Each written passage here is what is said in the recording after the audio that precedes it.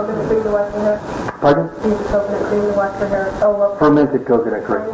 Pardon? Plain and you dust it in. Yeah, just plain. That's good. But look for it. Yeah, it works very well. I mean, it's a little oily for the first day, but I don't mind. You know, it's kind of a fad. Well, remember when I had the long hair, I did the same thing. Yeah. But when you shave with coconut cream, you don't have to wash your face afterwards. That's right. It is so nice. It's wonderful.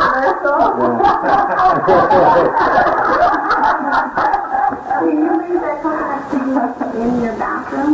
I just leave it in the bathroom. I don't You refrigerate let it ferment. Yeah, I mean, my bathroom's probably a little colder than most people's because I'm up in the Malibu Mountains and at the ocean. Fire. I know. What do you mean by fermenting? When you say fermenting, what does that mean?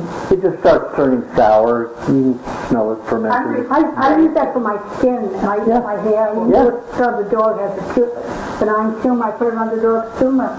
He licks it off. Okay. Question? I have too much bile in my system. How serious a problem is that? You've gotten rid of half of your bile already. When I first met you, you were yellow. You looked Last Asian. time you saw me, you said I had a ton of bile. Yeah, you still have coming out of period, but you don't have as much out. From 2 months ago when I saw you, you don't have half as much coming out as you did that time. Bile? No, I didn't. Well, usually you see, he was a very skinny person, very thin and very weak. When I met Joseph, he was like this. I still don't know. No, when you look at all this strength you have, all this muscle, and you used to be so skinny.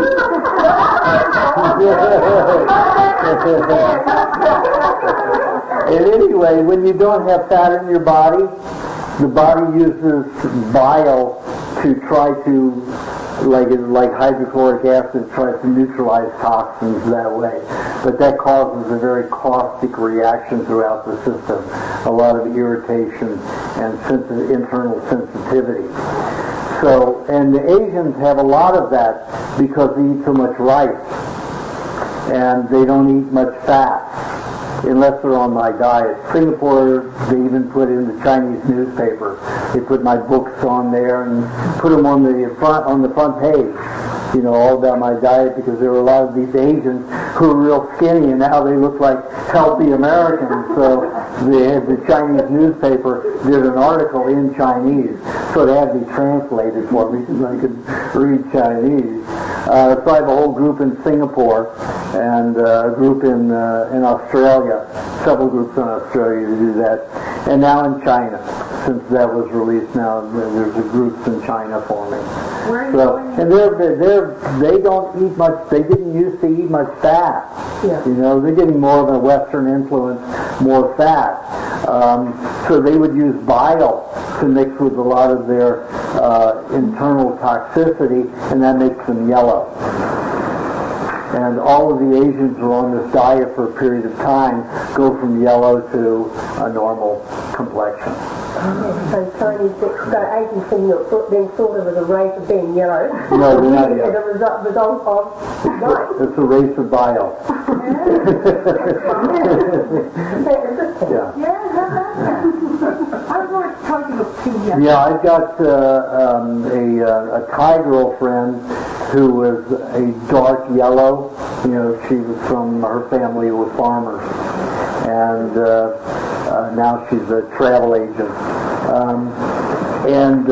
She's been on the diet for about 4 years.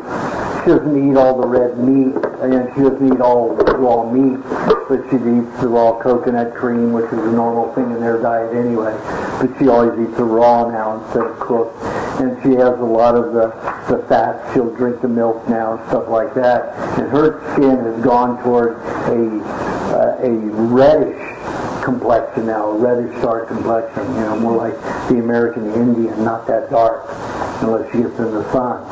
And a lot of your Asians will turn gray and black skin if they're in the, and so do the African Americans if they're in the sun on a toxic diet. If you're on a good diet, it'll always be a reddish complexion rather than a gray-black complexion. So that's getting rid of bile, carrot juice, and coconut cream. Yum. I've been using a lot of coconut cream. Maybe that's been helping me. That'll help, definitely. Yes. So coconut cream, and let's say you have 6 ounces. So if you're smaller, you're only 4 ounces. But average is about 6 ounces of carrot juice with 3 to 4 tablespoons of coconut cream, 3 to 4 tablespoons of dairy cream. And some honey in there is also helpful. It's a delicious drink, but don't gulp. Take it down slowly because it'll still gulp. How old can that coconut cream get? It can get it very old. Just remember, the raunchier the better. Like a year old? Forward. I have never had it for a year. I've got different batches brewing to see how long it'll last in the refrigerator. Outside the refrigerator, I've let it sit for up to 3 months and still been fine. I have some now working on 5th month, but I haven't tried it yet. It's still okay? It's better. It works better. It works better. I don't feel so good anymore, though. You're having to at one point. You can taste When it turns black. I'm just honey with it. Preserve it. When it turns black. That doesn't preserve it. That'll ferment it quicker. Oh, it will? Lime juice is the only Oh, I thing put that'll honey do in it. with it, so I'm fermenting it You even ferment better, huh? it quicker. Is Yeah. that good? No. Fermentation? Yeah, but it's not the fray. You don't want. I wouldn't want, because you'll create a lot more virus. And it might destroy too much bacteria. That combination, the honey fermentation in that coconut cream. If it's the coconut cream's natural fermentation, that's different. How much honey do you think there should be in with that coconut cream and carrot? I just said. So you said, I thought you didn't say how much honey. No, I said, honey, I said 1 to 2 tablespoons. Yeah. I have a coconut cream that I found back in my fridge from March 2086 so far. Yeah. Yeah, absolutely. I have some that's that old, and I've used it. Yeah. You might want to use that for soap or shampoo or something like that. Yeah, there you go. Yeah. Good question. What is your name? Clara. Hi, Clara. I told you something. What I've noticed recently is I'm constantly touching my dog. And I'm sure that's stress related, but like I'll catch myself when I'm driving when nothing's really going on, and wondering if there's anything I can do to stop that. There are several things that cause cleansing of jaw. Mostly your normal cleaning household compounds will cause cleansing of jaw because of the chemistry that disturbs the brain and nervous system. Crystal meth users. Crystal meth is mainly made from household detergent products. Can you imagine smoking that stuff? No. I don't get it. I'm sorry. But that's what they use, and that causes a lot of clenching of teeth. Caffeine can do it. Lots of caffeine. If you're having caffeine in your tea, in your coffee, in your chocolate, you're having all of those nerve irritants, and the theogramine and the theophylline, all of that stuff is a nerve irritant. That'll cause you to create more circulation to get it out of the brain. So the grinding of the teeth makes your salivary glands work and get more circulation into the area to pull that out of the brain. So always clenching of teeth is a very, very toxic reaction. Cheese, coconut cream, things that will absorb that out of the blood, neurological system, and lymphatic system as it's passing through the alimentary canal. Okay, do you have a question, Steve? Yeah, we've been feeding my son, Trent, he's 17 months old now, and after he has You mean you're not starving him? No, we're feeding him raw meat. But when he has hamburger and avocado or chicken with pineapple with lemon, marinated lemon, sometimes he gets these little welts right next to his mouth, like on his teeth. You shouldn't have that. What is that? You know what? You're getting them too acidic. You should give them straight meat, straight dairy. No lemon, nothing, no tomato. Yeah, sometimes cucumbers. Never. Just straight meat. Straight meat and dairy. That's all babies need till they're about 4 years old. Yeah. But sometimes he doesn't like straight hamburger or straight chicken, you know. And so the fermented... Well, don't give them lemon then. Don't give them Make some kind of a cheese sauce. Okay.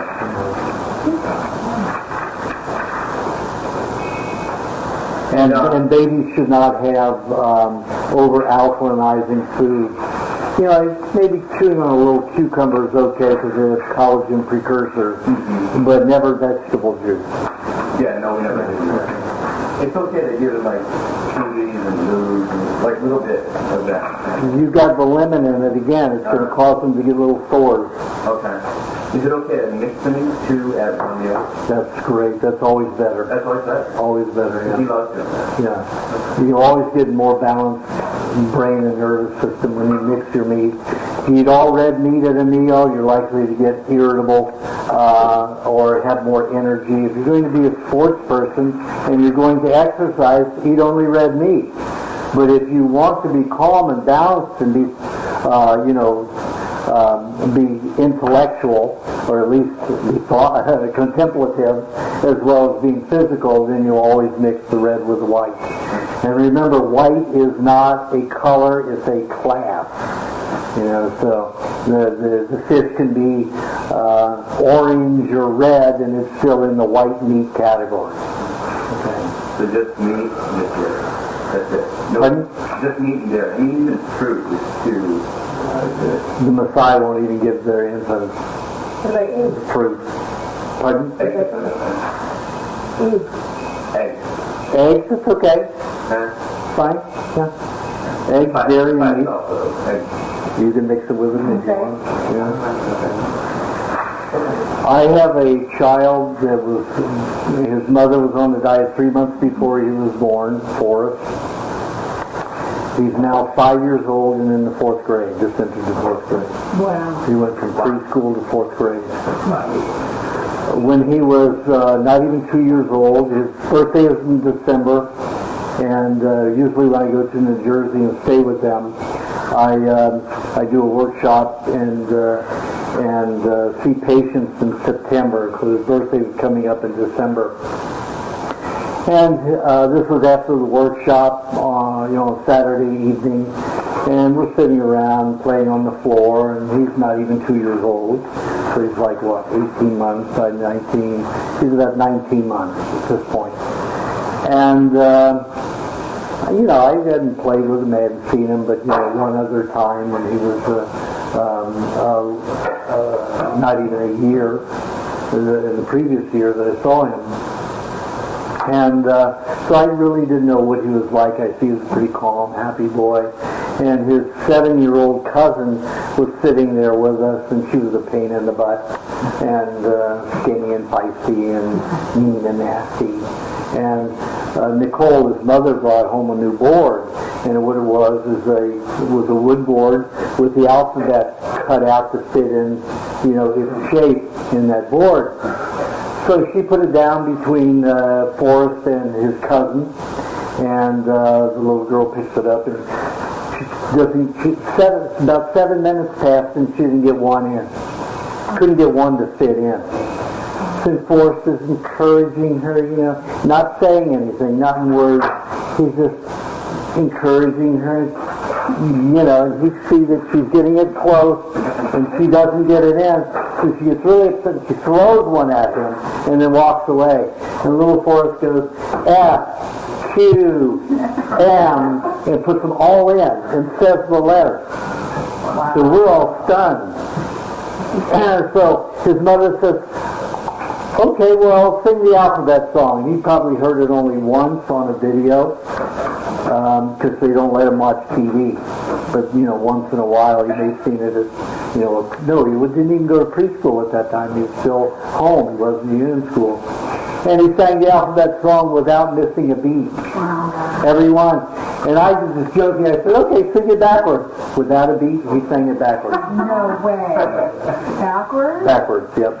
And when I saw him 2 years ago, and he was 3 years old, he could tell me 187 countries, where they were on the map, where one was next to another, who ruled in it, whether it was what kind of political system, whether it was communist, monarch, patriarch, whatever it was, who was ruling the country at the time.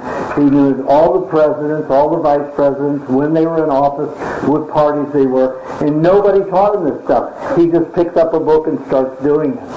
And all the children who are raised on these kind of foods are that way.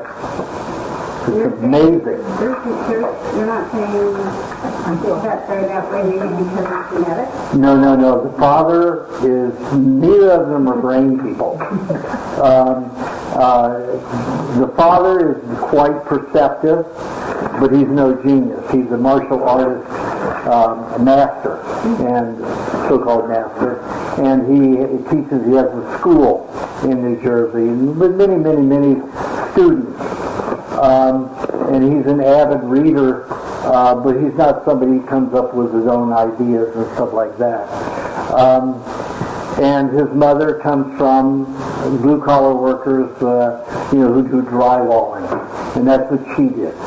She drywalled with her family. So these aren't genius people that their parents went to Harvard or Yale or Brown or any of them. And he's quite genius. Now, I do have one child on the back of We Want to Live on that cover. You'll see that 10-year-old boy, Alex, that made. Now, he got on the diet at a year old, and he just graduated from Yale at 19 years old. But his mother graduated from Brown, top grades. The father, he graduated from Harvard. So you'd expect that of him, but not of the other children. And they're all quite perceptive and quite genius. They're also much calmer. And you had a story about your young boy, how much calmer and more perceptive and available he is in school. Mm-hmm. And he was a pain in the butt.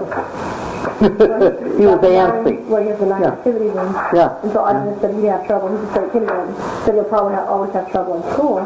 He might need to look at alternative school. So we were doing the milkshake for breakfast. And then I'll have like ceviche or something and tea and milk for his snack. And then lunch guys with a milkshake. And his teacher honestly said that he's the best, well-behaved boy to have in that classroom. He was sitting there and listens and he's calm. The dad's had him the last 3 days and he's been having Halloween cupcakes and cookies, and last night they had popcorn and more cake and all this, and today he was a whole different kid. Yeah. Even Not a well boy. when they were real wild in the car and everything, he's not even like that. He'll sit and not all the time, but and you can completely tell when you set him for things. So I just kind of keep pointing out to Dad, look. There's probably about 75 children on this diet. And it's usually the fathers that give them the bad food. Mm-hmm. And the mothers get upset because they've got happy children who are helpful and mindful. Mm-hmm. And then the father gets home, gives them the candy and the cupcakes and the cookies and stuff. And then the kid's erratic and crazy and, uncontrollable. Mm-hmm. And it's a chemical thing. You have to understand, children are chemical reactors. They haven't learned to control their behavior with the mind. They're reacting completely by chemistry. Yeah, so you just always have to consider that. Does the acidity also affect in other ways? That's a visible reaction. Yeah, that's a visible. But it could in other ways. It could cause them to get irritable. It could set them off to have temper tantrums and stuff like that. Yeah. Just remember, the growth hormones in children, for some reason, they easily throw off the acidity, and they're almost always over-alkalinized, and they grow better that way. Highly acidic children will be smaller. As far as in cooking chemistry. But when you're eating raw, it's very important to keep the heavy acid foods away. Also, so. What's wrong with these foods? That's what I mean. It over-alkalinizes the system, and then they can't utilize their acidic protein. Yeah. So they're already over-alkalinized. You put that alkalinity in there, and then all of a sudden they stop digesting their milk, their meat, everything. And then you're really going to have trouble with it. They're going to have comprehension problems. They're not going to think right. They're going to lose their train of thought. They're not going to understand what you're saying. They can't focus. If there's too much alkaline. Yeah, if you're giving them vegetable juice. Now, I have some children. How much do you do? What am I going to say?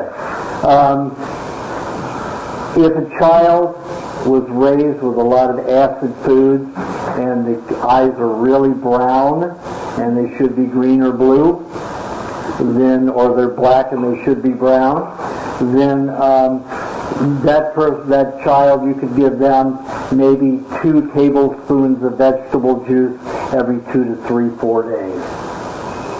But you just watch the behavior. You can see when it's too much. You ever have them check their pH demand? No, ignore that completely. Ignore that. Doesn't mean anything. All carnivores, human carnivores, normally keep an acidic balance of 5.5. So it should be acid. All of your, alternative people are saying, oh, we should be 7.0, where it's neutral.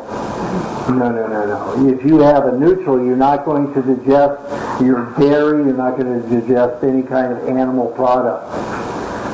So I've been 5.5, my blood, my saliva, and my urine is all 5.5. And it's been that way for 23 years. When I stopped eating a lot of fruit, even my saliva is 5.5. Pardon? That means you dissolve your teeth. No, you see my teeth dissolving? Well, No, my teeth dissolved when I ate all the fruit. If it's remaining 5.5 in your mouth, you will cause caries. I don't have any more caries. I mean, I just don't understand why you don't when you have 5.5. That's a different kind of acidity. If you're talking about cooked food acidity, 5.5 will dissolve the teeth. But on a raw 5.5, it's not going to dissolve teeth.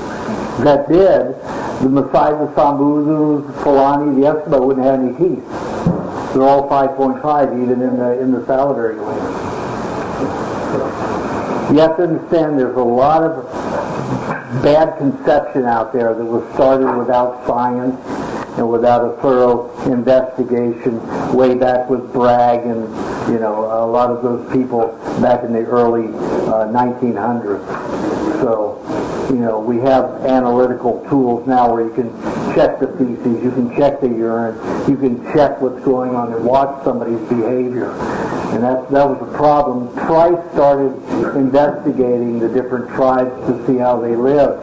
And even on highly acidic diets, they had good teeth. But he never lived with the tribe long enough to come to the conclusions that he came to. To say, yes, this is definitely what happened. He just made a lot of assumptions and surmised a lot. Whereas Pottinger was experimenting, Howell experimented. They wanted to see the actual, what they did with animals and changing the diet. And so they were the true scientists. That doesn't mean Price was bad. That just meant Price could never prove what he said. You're saying under 5, you should not be acidic. Under 16. Under 15. You should not drink much vegetable juice. Right.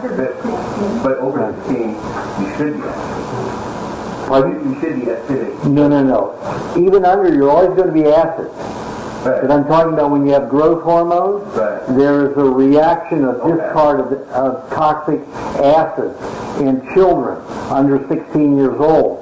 So when they have an alkaline juice like fruit juice or vegetable juice, it causes an interference of their digestive juices. It neutralizes their digestive juice. Where in us, we have so many acidic poisons that are dumping into the blood every minute that we can utilize that vegetable juice all day long to neutralize that acidity with those alkalinizing minerals. If a child's brought up on the raw diet and doesn't ever eat anything cooked, they will never need any unless they get into, they go into Hong Kong or somewhere, or Saigon where they've got all that diesel fumes that are just coming up from all the motorcycles and everything, and trucks, the fumes are just heavy, so they're breathing in all this acid substance. If a child, even if he grows up on good food, and he goes into that environment, he can start drinking some of that vegetable juice to help neutralize some of that aspirated toxicity.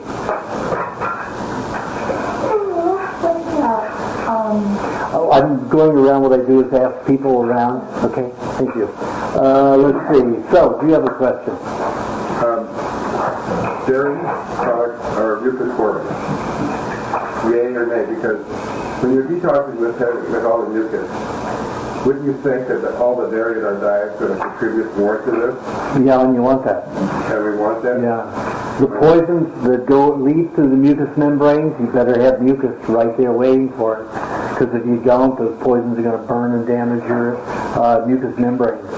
Mucus is your friend. Mucus is definitely a friend. You ever had dry sex? Need lubrication. You gotta have lubrication everywhere. All of your mucous membranes require mucus. The more mucus you produce, the faster you're going to get over your detox. So load up the dairy. Yeah, but you have to understand that cooked dairy, your cooked dairy will create mucus just to get rid of the cooked dairy. No, we're talking raw. Then that's good mucus. What if it's pasteurized and homogenized dairy that he's eating to feed?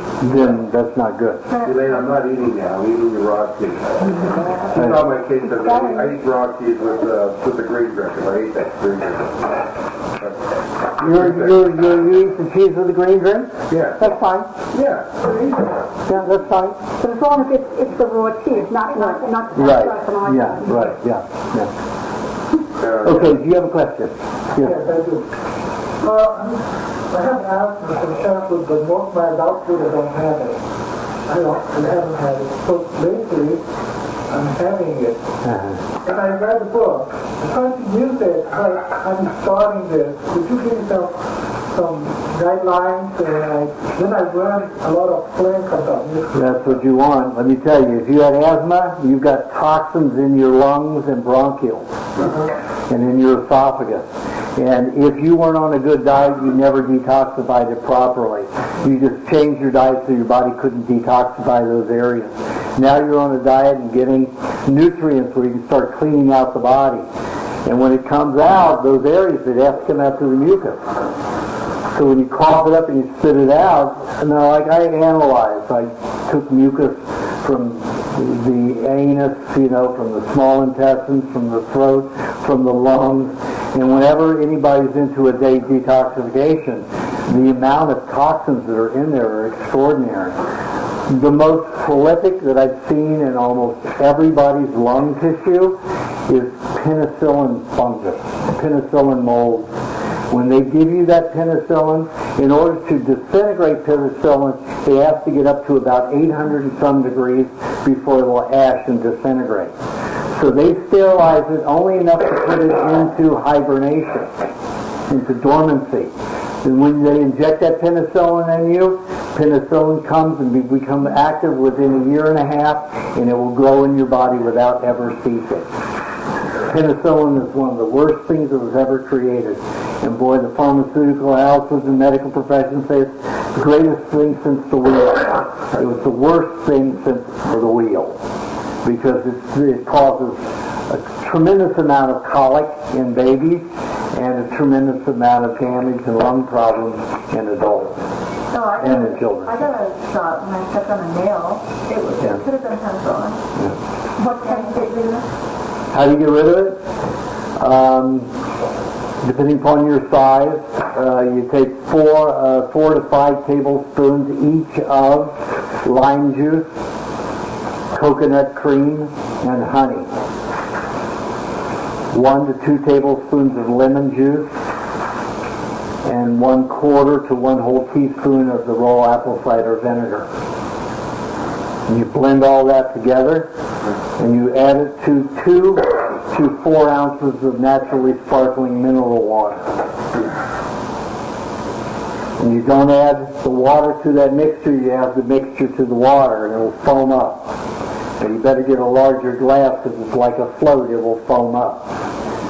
Foam to the top and even over if you've got a small glass. You do not want to gulp that because it'll go in and irritate your kidney and bladder. That is a antifungal, antibacterial, antiparasitical, and antiviral. It will stop any kind of detoxification going on in the body, and it even damage your digestive bacteria. So you don't have that, but maybe once a week, twice a week maximum, and never closer than 3 days apart. And that's only if you're having a detox that's just, you can't work, you've got to take care of your children, you have to go to work. Then you have that for maybe 1, 2 days, 3 days maximum in a row, and then you cut it out to 1 day a week, just so you get through your detoxification. And that will usually allow you to function. Can you just slow it down with less of it? It usually doesn't work to slow it down. You have to have the full on for 1 to 3 days. Then you space it out. Then you'll do it slow. What size anything was it? I forgot. 1/4 to 1 teaspoon. Say all the time, 1/4. Very little. And it's a delicious drink, so don't guzzle it. You've got to take that 20 minutes to drink it.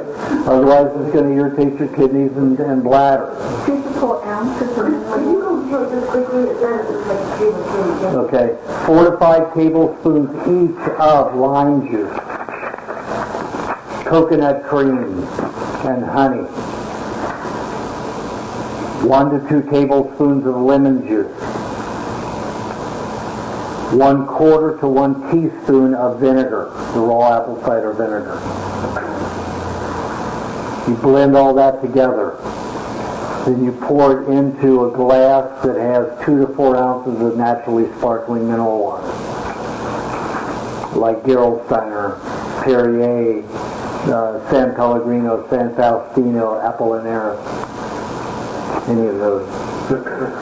And you sip it over about 15 to 20 minute period. And then it will permeate everywhere. 15 to 20 minutes it takes to sip it. Do you use that as an antibiotic if you use it? That's what I'm saying. It's an antibiotic, it's antiparasitical, it will stop any detox for a while. I did want to say don't do it too often, but I was doing it after you told me to do it, I do it every day, and it's really not too bad. Oh, yeah. You have to do the thing, write down that thing. Yeah. And so, I think it's like until all your good bacteria goes in reverse. Then you can't digest. Yeah, that's what happens. Stop digesting, and you have to live on eggs. What did you do? So what do you suggest what should I emphasize in my eating? Well, asthmatics usually spend a lot of time getting rid of toxins, so they don't have a lot of time to digest. So predominantly eating eggs is the most important. Like in my recipe book, I gave the example of the woman who had emphysema, and she was supposed to die that weekend, and she ate 33 eggs a day for 2 days and was off the machines that she'd been on for 2 years and out of the bed that she'd been in for 2 years just over the weekend. So on Monday morning, she was able to function. How did you possibly do it? Pardon? How did you possibly eat that many? I didn't ask how she did it. She did it. One every half hour. Yeah. Yeah. He was determined. Oh, well, she's going to die. Yeah. She's going to die. Her doctor called me and said, I've got an emphysemic patient. She was diagnosed with emphysema 7 years ago. She's been she's mainly been bedridden and on machines for the last 2 years. she's probably going to die this weekend. No, she said she's going to die this weekend, I'm sure of it. And I said, well, is there anything I can do? I said, well, you're calling me a little late, aren't you? And she said, well, my profession, I've got my family's livelihood, so we have to do the medical procedure for 10 years before they're allowed to suggest anything else. So she was already going 3 years out of her practice to do this at this stage. So I said, get her as many dozen eggs as you can, 10, 15 dozen, put them at her bed table, and tell her to use one as often as she can. And then I got a call on, that was Thursday night, and it was like 10 o'clock my time, so she's 3 hours ahead from Maine or Massachusetts, Maine I think it was, 3 hours ahead, so this is the middle of the night for her, so it's Friday morning for her. And I got a call on Monday morning from the woman that was in the hospital, raspy voice, and said, I'm out of bed and off the machines, what else should I do? And I said, well, who are you? So my doctor called you, and you told her that and I said, okay, I know who you are now. She said, I said, well, how many eggs did you eat to have that happen? She said, I ate 66 eggs. And those in Saturday and Sunday. What else should I eat?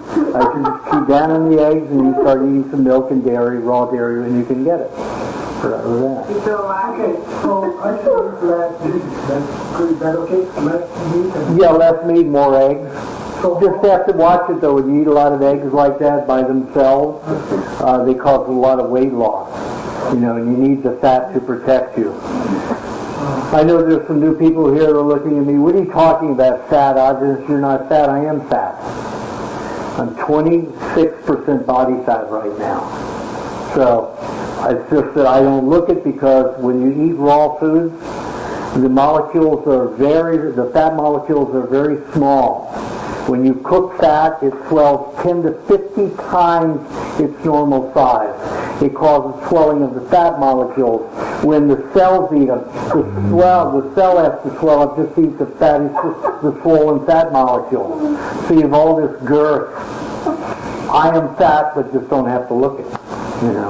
Eskimos are the same way. So like the men, 32% body fat. But they don't look it. They don't look much larger than I am. How many years would that take one of us to get there? The women who've been on the diet 12 to 16 years.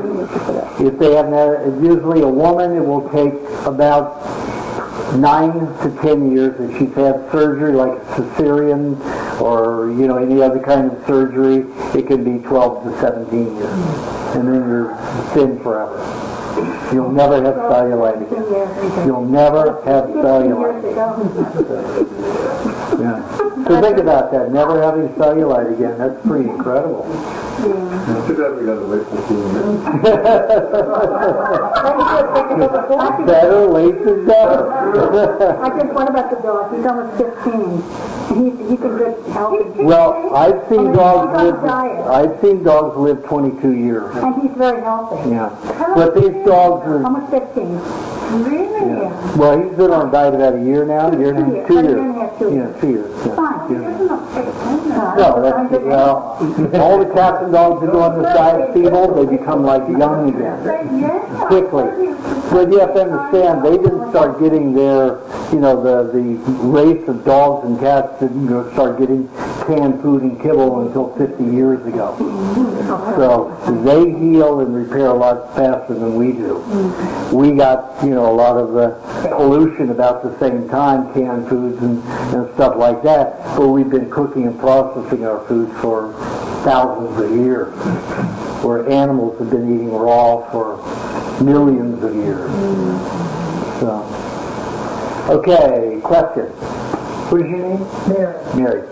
I am neutral, and I'm grateful to Anna for introducing me. That's me. And my challenge is fat. I would like to gain weight. And I've been doing the green day, the raw eggs, the raw dairy, the cooked cheese, and milk. And I'm wondering how important the raw meat is. If you want to put muscle on to hold more fat, you're going to have to eat the meat.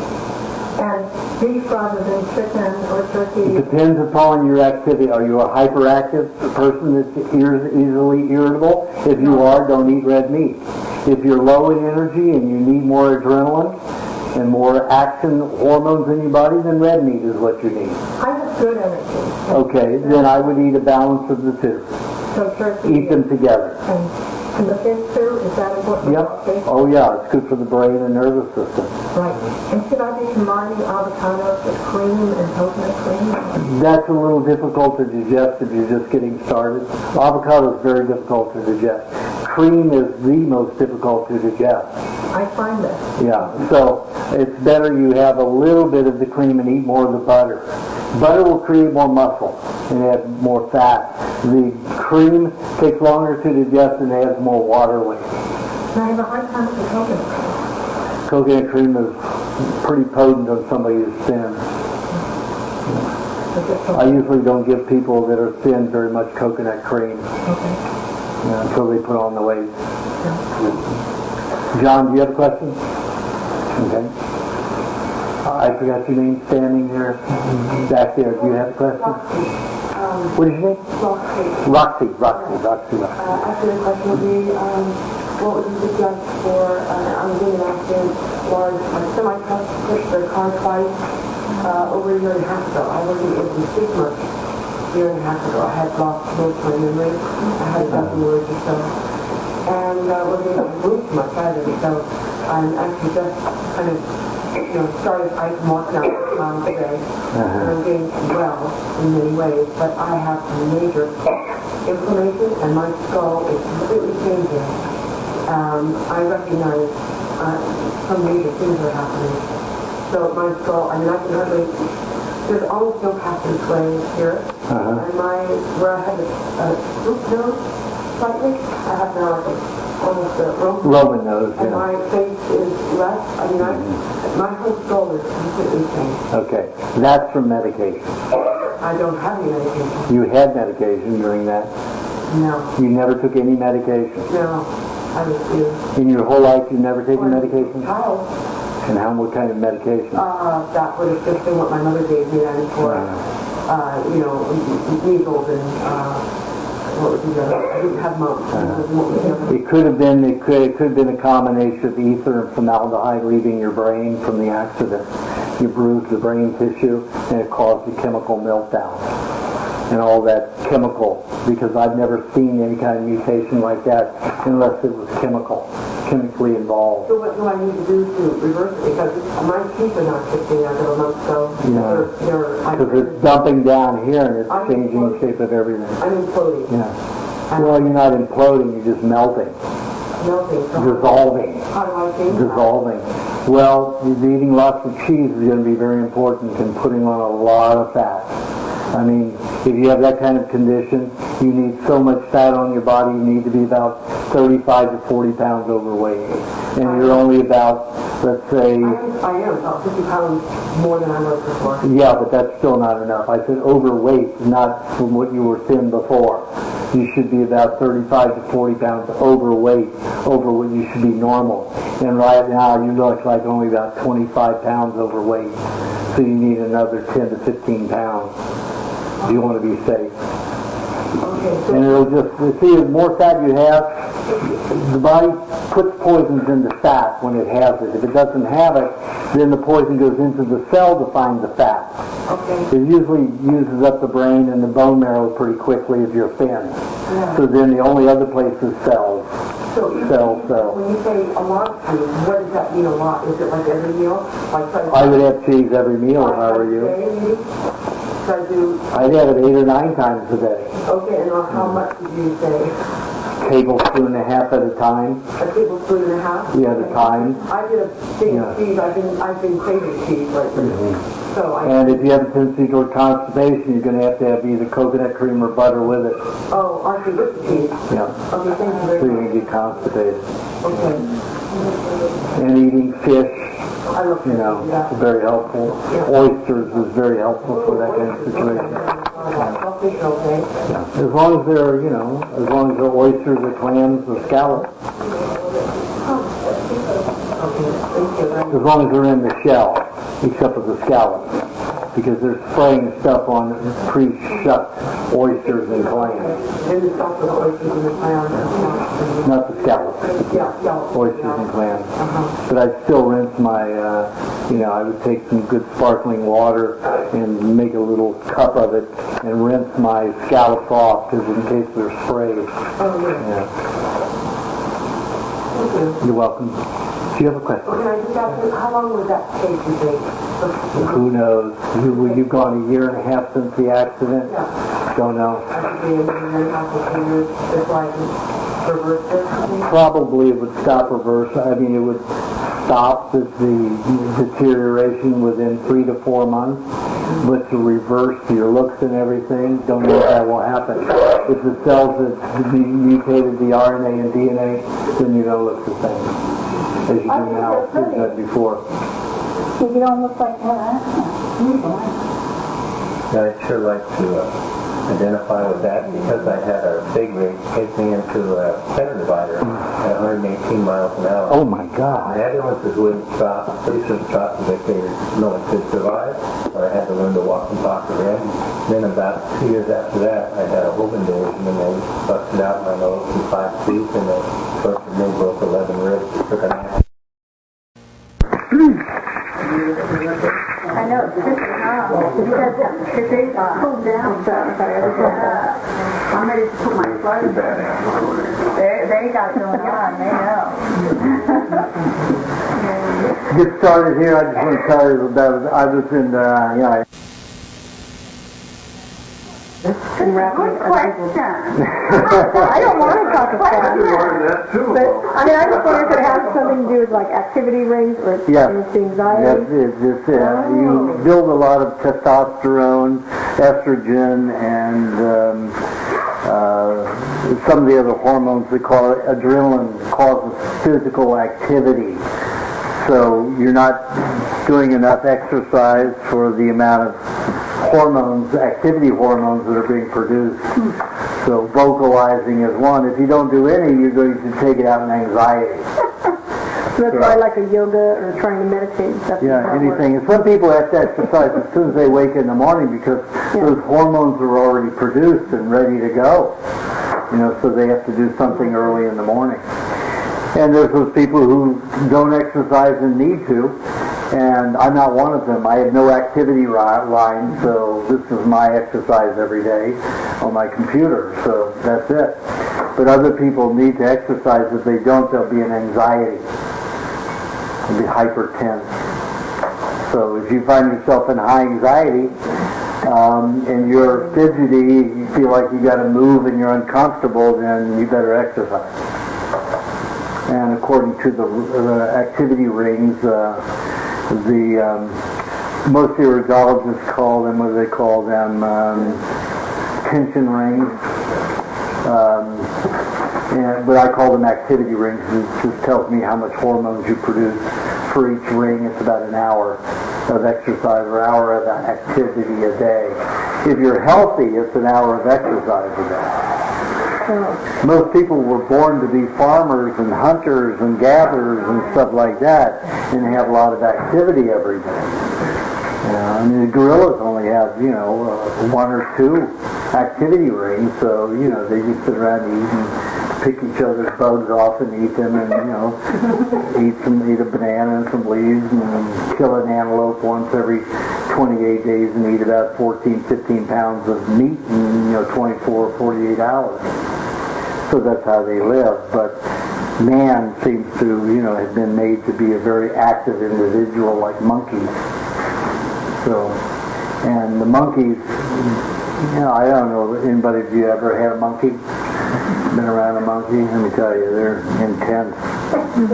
Intense creatures. They're always busy, they're always fidgety, and they live on fruit, and they're even more hyperactive than that.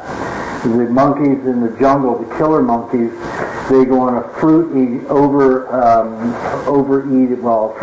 binge of fermented fruits. Like they'll eat lots of fermented figs, and they wait till that time of the season to do it. Also guavas, they'll overeat guavas. and then they'll go out and kill everything that they see for the next 24 hours.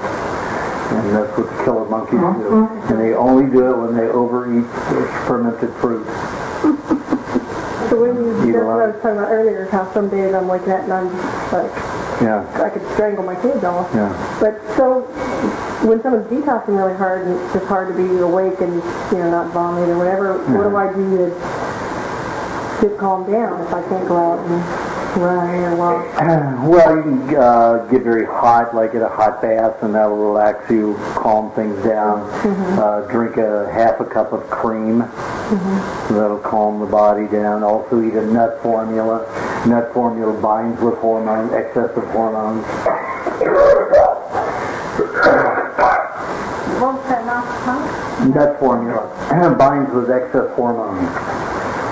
Now, mainly I created the nut formula for people who are discarding byproducts of anxiety. Whenever you go into a trauma, an upset, you create certain psychological hormones, and those have byproducts. And those get stored in the body like any waste product if you don't have the proper nutrients to remove it after the utilization of the hormones. And according to neuroscientist Elnora Van Winkle, when these things get back into the bloodstream during detoxification, it causes the same kind of anxiety or upset as when it was produced. So she noticed that she was responsible, Elnora Van Winkle, she was responsible for cataloging all of the chemicals in the brain and nervous system. She worked at Columbia University for 58 years, something like that. And then in her late 70s, she found the diet and got on the diet. She wrote a paper called The Biology of Emotion. One is very intricate with all of the chemistry and the technical names, and then another one is for the layperson. And she talks about how those chemicals can cause the same upset, and that you need to exercise, or like she said, the primal therapy. The primal therapy is not my primal diet. The primal therapy is something that was started in the late 60s and early 70s, and that was people would go into these little houses outside the house or a padded room and scream and yell and, blood-curdling screams and kick things and beat things and get all your anger out. You're expressing anger as anger. So she and I differed there. I thought that if you do that, you're going to create more of those hormones and it's going to perpetuate itself. So it's going to be an endless cycle. So my idea was you feel that way, you sing, you dance, you do something you enjoy. So every time you feel anger, instead of going towards hurting and violence, you go towards some kind of art form that expresses it in a happy way. So you can transform energy. There's actually a meditation that does both. The first part is cathartic, like you talked about. The second part, you sing and dance. Well, the first part, when you're feeling that kind of anger, sit and meditate, very difficult to do. So it's better to dance and sing and to do something like that, and then get into the meditation. Yeah. You don't want to suppress the emotion. But you can definitely not transfer that anger to singing and dancing and definitely transform that. Yep. And that was my idea. She differed about that. She liked to release her anger. I guess she's 76 years old. She just didn't want to change. And that was fine. Well, she had some serious history, right? Oh, yeah. She had some serious history. Yeah. She had to sort of right. get it out, But she was a very skinny woman and asked for it. She was always really very testy. Then when she got on the diet, she got into all this cream, and she would sit down and eat 2 cups of cream at a time. Oh, yeah. But she was as skinny as Twiggy. Still? Oh, no. After she was on the diet, she gained all this weight, was doing great for 2 years, and then she found in her life discovered the Instincto diet, and thought that was even better than mine, and then she was dead in a year. She got real skinny again. The Instincto diet is you eat what smells good to you. Oh, That's dangerous. So you're only going to eat fruit. You know, basically. Also chocolate. Yeah, anything that's, you know, all that, but it's still raw. It's still raw. Eat anything raw that smells good to you. So you eat some herbs that you like the smell of, and then you eat lots of fruit, so the diet becomes anywhere from 60 to 80% fruit. And then she just got real skinny again, and that was it. Became a killer monkey, huh? Pardon? He became a killer monkey. That's it. She also got very irritable at the end again. You know, so you know, she just helped us prove it. Okay. Do you have a question, Elaine? Okay, this is a question. I'm thinking of going to Israel in March, but I'm on Aajonus' diet, and I don't divert, I just stay on his diet, and I feel great all the time.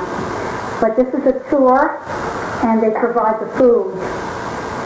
So it's to a synagogue. I'm not religious, but they're going, and I don't want to miss the opportunity of going with a group to a foreign country in the Middle East. He says, what can you eat? I said, so I'm on a special diet. I kind of told him about it. He didn't flinch. I said, I know I can't eat fried stuff. I didn't want to go into anything. I really can't eat anything. I get heartburn from everything. But, so, I haven't traveled in 3 years. I haven't really traveled. Because I'm afraid I can't eat anything. How many days? 10 days. 10 days, that's easy. Okay, I know I could bring I know I listened to your last recording, I was at your last meeting, I know I bring in the butter and the honey and the tea. Yep. But I don't know about the X-rating of the stuff and thing, I don't know. But, I mean, I'll do the best to get on the plane, but when I'm there, and they're serving the food. You can ask the chef to leave it raw. In those countries, you can get a lot of good, wholesome foods that are plain and raw. When you're still in and you can get goat milk there. You just have to go to an outdoor market. Oh, yeah. You're not going to have the key word is a tour. Yes. Okay. Traveling by ourselves, you know, you could... Okay, now just realize they have to buy the food every day. You just say, I want raw lamb. Yeah. I want you to make me a steak tartare with lamb. Yeah. Even when I did commercials for Club Med, you know, they produced all of that food for me. They just made the same thing, but they made it raw. I had raw lamb chops for dinner, you know, and... I never tried raw lamb. You know, raw beef is bad enough. Raw lamb's pretty good. Lamb chops, Yeah, but she has those teeth, but she can't chew them. Well, I teeth are flexible too. No, you tell them to chop it. Yeah. Make a steak tartare. I can tell them to chop it? Yeah. Make a steak tartare of it. Yeah. Is it soft enough to chew? Oh, yeah. Oh, yeah. When they mince it, you know, they chop it finely. I could do a testable thing. And you have your butter and your honey with you and your cheese. Right. Then I could take. You know, and you can also get avocados. You know, you can coconut. You can get coconut there. But you can't chew the coconut. Grate it. Take a grater with you. Take a grater with you. Okay, grater. All right. How are you going to open up the coconut? You have them open it. They'll open it. You get amazing food. I don't care what they're looking at. But keep in mind it's a tour. No, at 7 o'clock you do this, and at 10 o'clock you do this. Nothing. Fine. Yeah, definitely. But this is weird. You know, You have to initiate it. You have to sort of believe you can do it's it. not like you're saying I'm a vegetarian. I think you're raw. They said, oh, we sell salads all the time. I say, no, it's not salad. No, you just tell them. I mean, I've never had a problem. My publisher, he goes on these, big cruises, and I've got musicians on the diet who take their butter and their cream and their milk. They let them put like 8 gallons of milk on their cruise ship for the whole week. Is that right? A week up and But back. John and I were talking about a cruise. I said, please, I can't even eat. How am I going to go on a cruise? Oh, you can. That's for the easy. food. Yeah, because they'll let you take it on. Whenever I went to the Club Med, they would, say this is your section of the walk-in of the refrigerator. So I got in there and got whatever I wanted during the day. They served me my meals just the way I wanted them. So what can I bring on a cruise? No, we're England, but You can take milk, you can take butter, you can take honey, eggs. Eggs and honey. And the meat they have, it's just most of it will be frozen, so it's better to eat fish. But here's the point, when you're talking about a cruise, you're paying, cruises are mainly you're paying for the food. Yeah. Well, that's a big boat. You know how many hundreds, so when you bring your own food, it's like defeating the purpose. No, it isn't. You don't think Still, no, you got the deck, you got all the attributes of, you have the ballroom, you dance, you have the dinner setting. That's what it's all about. To be naughty. Well, you can do that, but you're the one's going to have the acid indigestion. and I worry about getting heartburn all the time. Right. If I don't eat what you eat. Yeah. The choices we have to make. Nothing makes you lovely mistresses, Just remember, when you go on a plane with this food, with the honey and butter, you make sure it's in a cold pack. Because if the honey moves, they call it a liquid. If the butter is soft, they call it a spread, and they call that a liquid. So they tried to take my butter away from me a couple of times, and I said, you spread it, you can have it. You what? You spread it, you can have it. It's too cold. You can't spread cold butter. It's refrigerated. But they want you to take the cold pack because it's the gel inside. Well, they have. They've never taken it from me. They didn't take the cold pack? No, they've never taken my cold. But that's okay as long as you're through the. Yeah. Through. That's all. They can have all the cold packs they want. I don't care. Carry on. Yeah. You never want to put any food in your check baggie because they nuke it. Let me tell you, that's a huge radiation machine, and they're looking deep all the way through thick luggage, and they want to see everything in there. And it sorts it out by color, and that radiation is very high. It's like getting about 100 X-rays. Oh my God. So, but then the one that you pass it through is like getting a half of an X-ray. Which is still not the greatest thing, but I have no trouble with it just passing through one time. And I will do that. When I went to Canada, you can't bring raw dairy products in here. And I said, well, if you show me the law, you can have my dairy. Looked for a half an hour and couldn't find it, so they had to release me with my 6 pounds of butter. Raw butter. Really? Yeah. So you have to challenge them. A lot of these people are just get these ideas. Well, that must be against the law. It's raw milk. That's dangerous. And so they think it's against the law. Prove it to me. Show me it's the law. You don't become an electron. Yeah. So, you have to be nasty. You say, if that's true, just show me the law. I want to see it, If they can't produce it, So you can take it. As long as you... Oh, yeah. It took me 30 minutes when I just went to Canada last week. 30 minutes, but I got my 6 pounds of butter.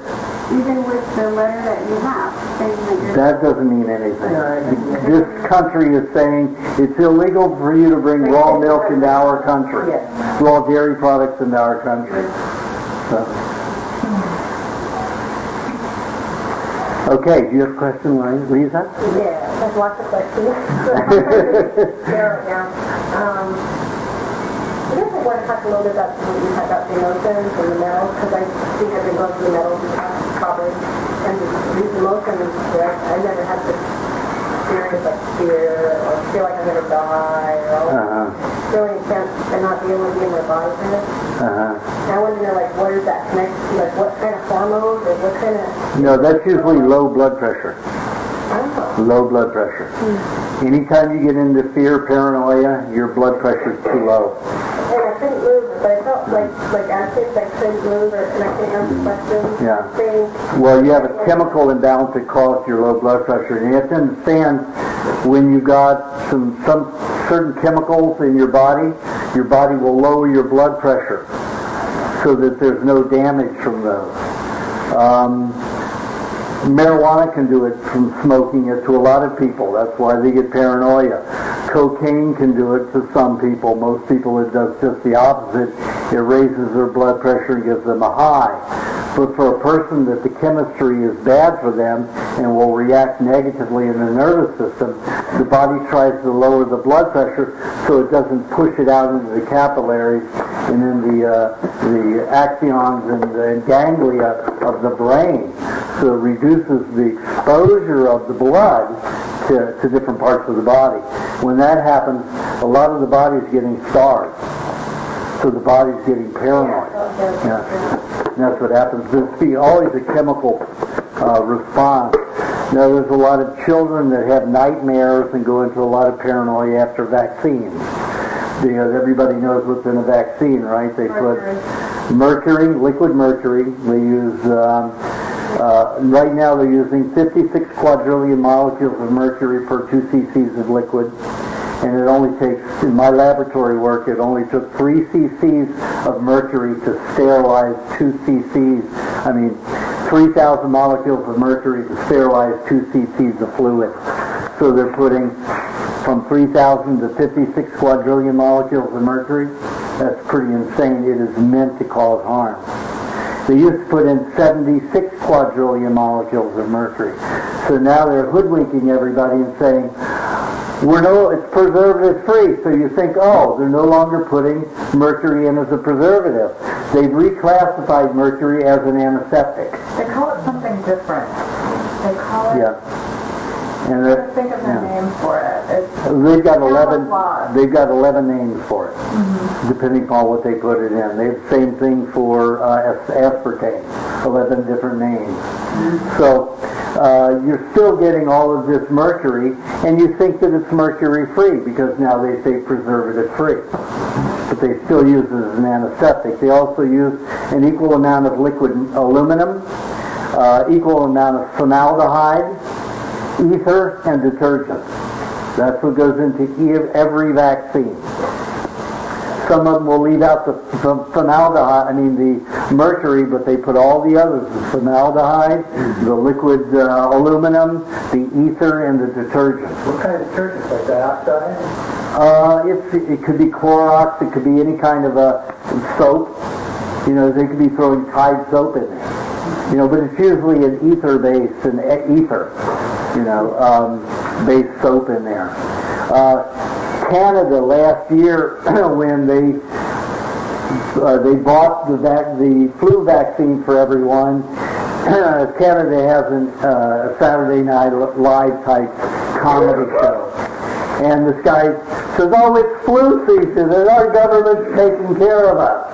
Well, if you can't afford, what do you mean can't afford? The state's paying for it, right? So you can afford it. You'd have to make this home, but we'll make it at home in case you don't want to go out and get the shot. So he takes a blender and he puts some rotten eggs in there, takes a thermometer and breaks and dumps the mercury in, takes some liquid aluminum, pours that in, some ether, some formaldehyde, and some laundry soap. Puts it in there and blends it up, and he goes around the head. He gets all these people are going to be blowing their noses with the cold, so they're saying, this is what you need. It'll help you, and nobody would touch it. See? And that was a great little skit. I think they still have it on YouTube. My email, somebody emailed me that. I did. I emailed it last year. It was so funny, yeah. So, that's exactly what it's all about. And there's no evidence that it prevents flus at all. In fact, there's evidence that it produces flus, because more people get flus that get it than don't. I've known a few people that get the flu, they instantly get sick. Yep. But that's with all vaccines. It creates the diseases meant to prevent, and all the other toxins in it create all kinds of hepatitis, yellow fever, malaria. It can create all these very debilitating diseases. And I don't know if anybody remembers the swine flu in the mid-70s. Who was our vice president? David Rockefeller. Who produces, who has investments in 5 pharmaceutical houses. So what did President Ford do? We got to get rid of the swine flu. They're always blaming it on some animal. And virus is not even alive. They have no nucleus. They have no respiratory system. They have no eating system, no absorption system, not even of oxygen. There's no transmission of molecules that way. Viruses are just like a solvent, a soap.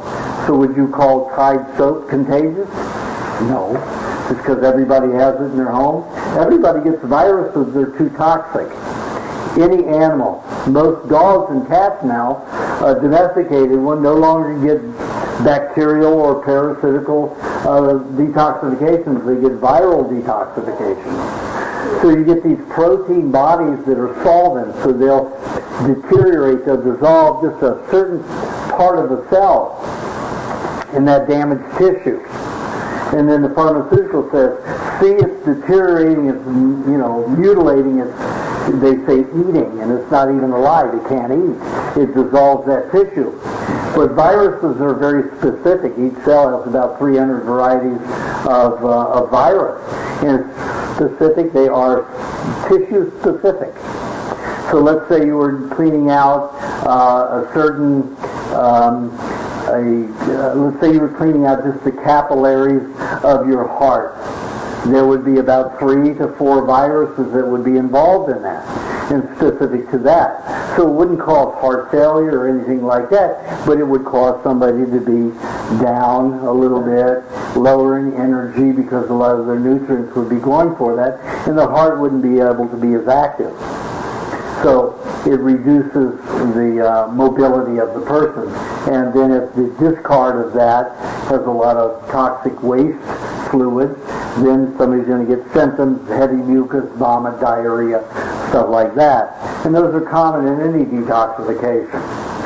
If you've got virus, if you have bacteria, parasites, or fungus causing your detoxification, they are alive. They consume that tissue, reduce it, because this waste product is very minimal. It's like you eating 100 pounds of food one day and having about a 2-pound excretions the next day. I would want that any day. I would want my janitors to be very efficient. But when you have a virus, it isn't that way. It's a solvent. It doesn't eat anything. It's not alive. So what happens when you take a solvent to clean something? You dilute it in water, and then you clean something. And then what do you have? You have a bucket of contamination. There's no reduction in the toxicity. Whereas when bacteria, parasites, and fungus work, there's a reduction in the waste product. So your body only has to deal with a small amount. When virus, you have to deal with all that contamination. And it causes more swelling. That's why spinal and cerebral meningitis is so dangerous that it's viral, because there's massive swelling. It can cause seizures, paralysis. When it's bacterial, no problem. Somebody just goes through a bad flu or like a pneumonia, and they're through it. And that's it. You just have to be eating well when you go through it. So viruses are not a problem. To say that they're contagious is absurd. Nothing crosses species. Also, they're coming out with the avian virus vaccine. It'll be coming out any day, any week. Okay?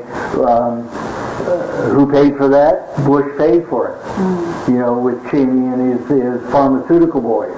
So they've already put those $8 billion in their pockets. And how long does it take a virus? How long do viruses last before they transform? Pardon? 72 hours. They're completely different. So they're making a virus that was active a year and a half ago for now. Is this always intentional, on a genocidal basis that they do this, or is it all just profit, or is it, what did you think? Well, if you've read, I don't know, in the 70s, there was a committee created in Congress about overpopulation, and Kissinger was in charge of it. So they produced a 500-page document. It was a little over 500 pages. I think it was 557 document. And in that, it said we can use vaccines to introduce chemicals into the body to weaken them, to shorten life, to cause instant death, and stuff like that. So what we're talking about through medical medical means to do this. So I would have to say they're probably exercising that. If they were putting 3,000 molecules of mercury in a vaccine, I could say, yeah, they're using it as an antiseptic. But when they put 56 to 76 quadrillion molecules of mercury and saying that's an antiseptic or a preservative, it's bullshit. You know, there's something cynical there, and the harm's intended. And then there's the money factor. They make money while they're still, and make a lot of money. Are you going to make this compulsory with avian food users? Well, to really exercise it, and they don't have the manpower to do it, but they can scare most people into doing it. They can say it's mandatory, and most people will run and go do it. Oh, the government says you have to do this. Well, if you can catch me, you know, but they don't have the manpower to take care of 206, well, all the illegal immigrants. We've got 300 million people in America. They don't have enough agents to take care of that, you know. And unless you go to a doctor regularly, he's not going to report that you didn't come in, you know. So they're not going to, I remember a few months time ago, there was a nurse here, she just come to Southern California, and she said that they were going to go around with the military personnel. That's the scare. They don't have the clientele. No, they don't have the clientele. They may do it in little areas to give people the idea that they're going to do it everywhere, but they don't have the manpower to do it everywhere. They've got most of our military people in Iraq, you know. So. May I ask my question since we're on the vaccination? Mm-hmm. I'm so glad you brought that up. Did I answer your question? Enough, you know, as far as the, you know, the low blood, to raise your blood pressure, garlic will either raise it or lower it depending on what you need. Onion will always raise it. That's like, no, I didn't have a cup, because no, because you could feel like the low or whatever. Yeah. And then, so, how are you going to detoxify under that condition of transport things down?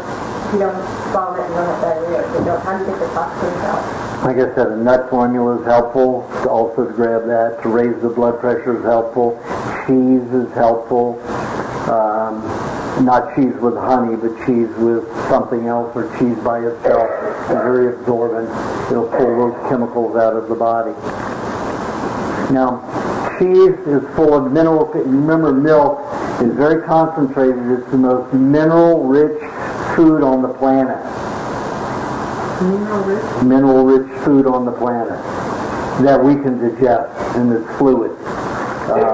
Eggs have a lot, but there's not a lot of calcium. It's not a lot of other, balance of heavy magnesium, calcium, and phosphorus and potassium, like milk has any dairy product.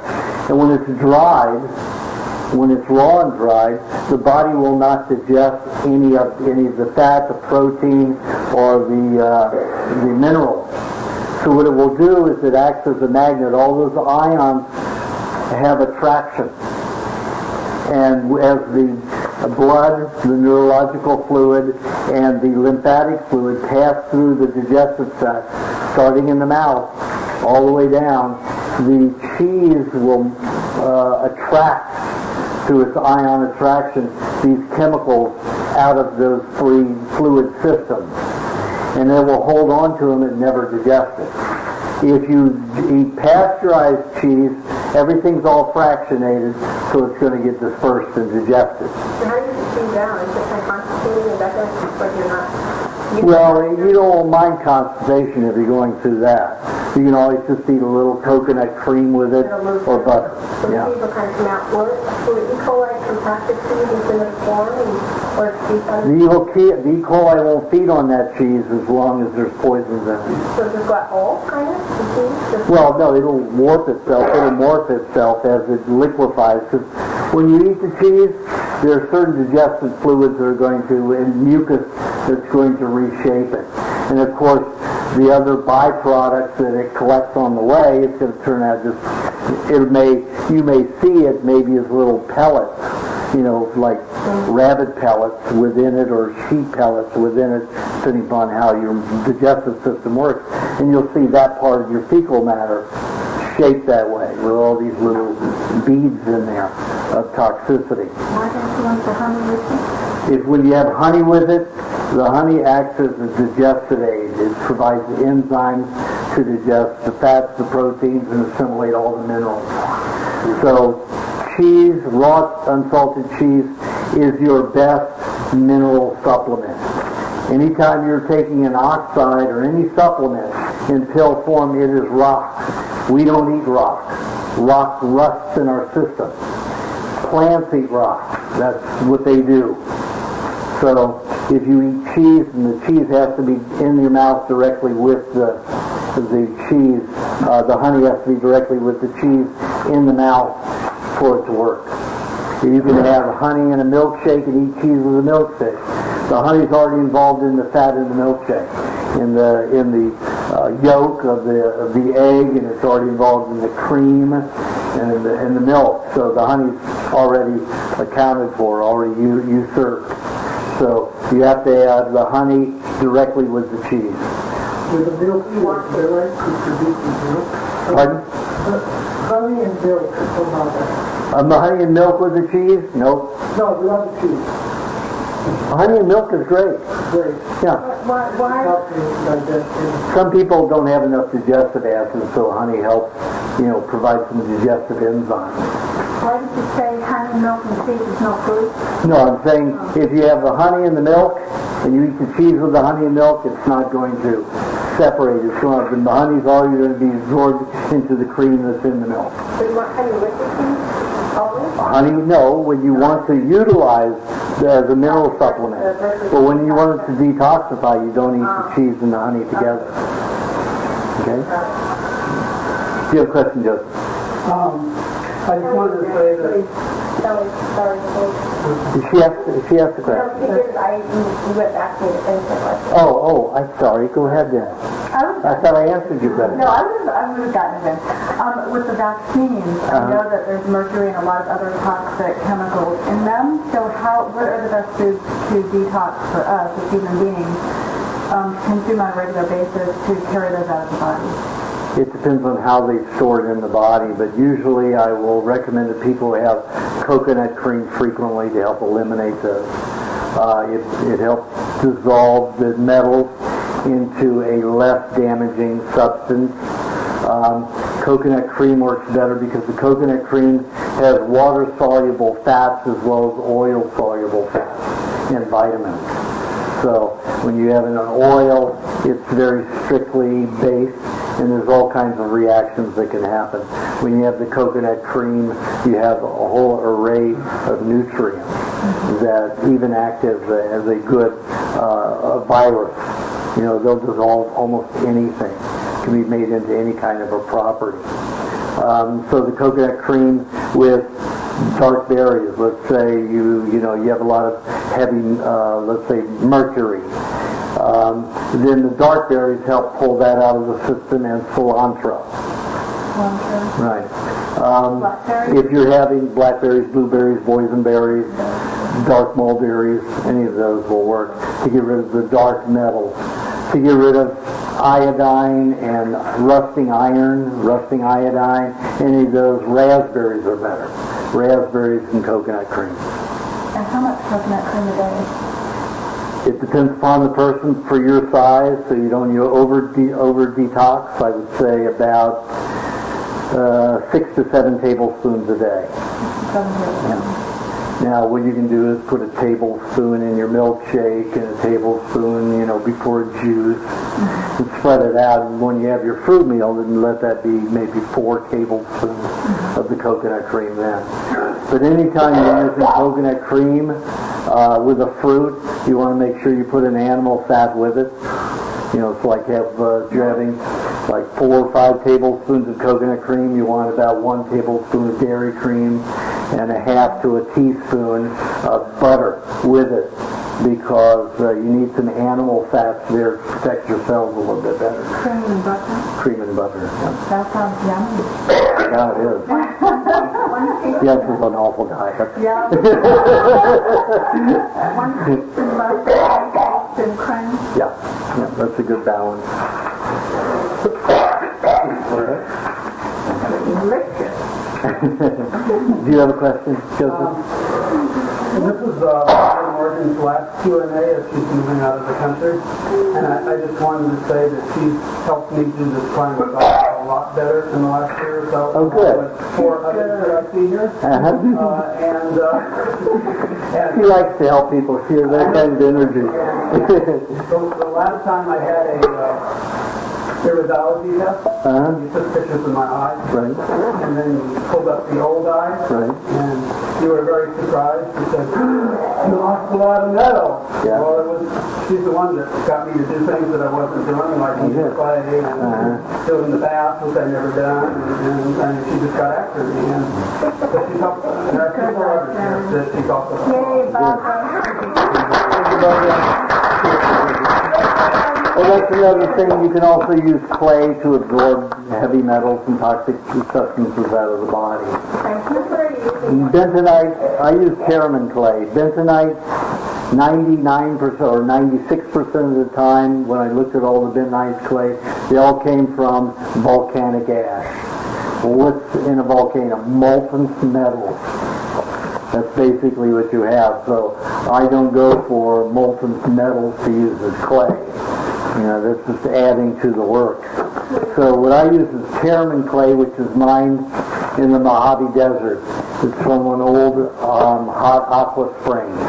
And they mine it down to where it gets no more than 98 degrees, where it was no hotter than 98 degrees.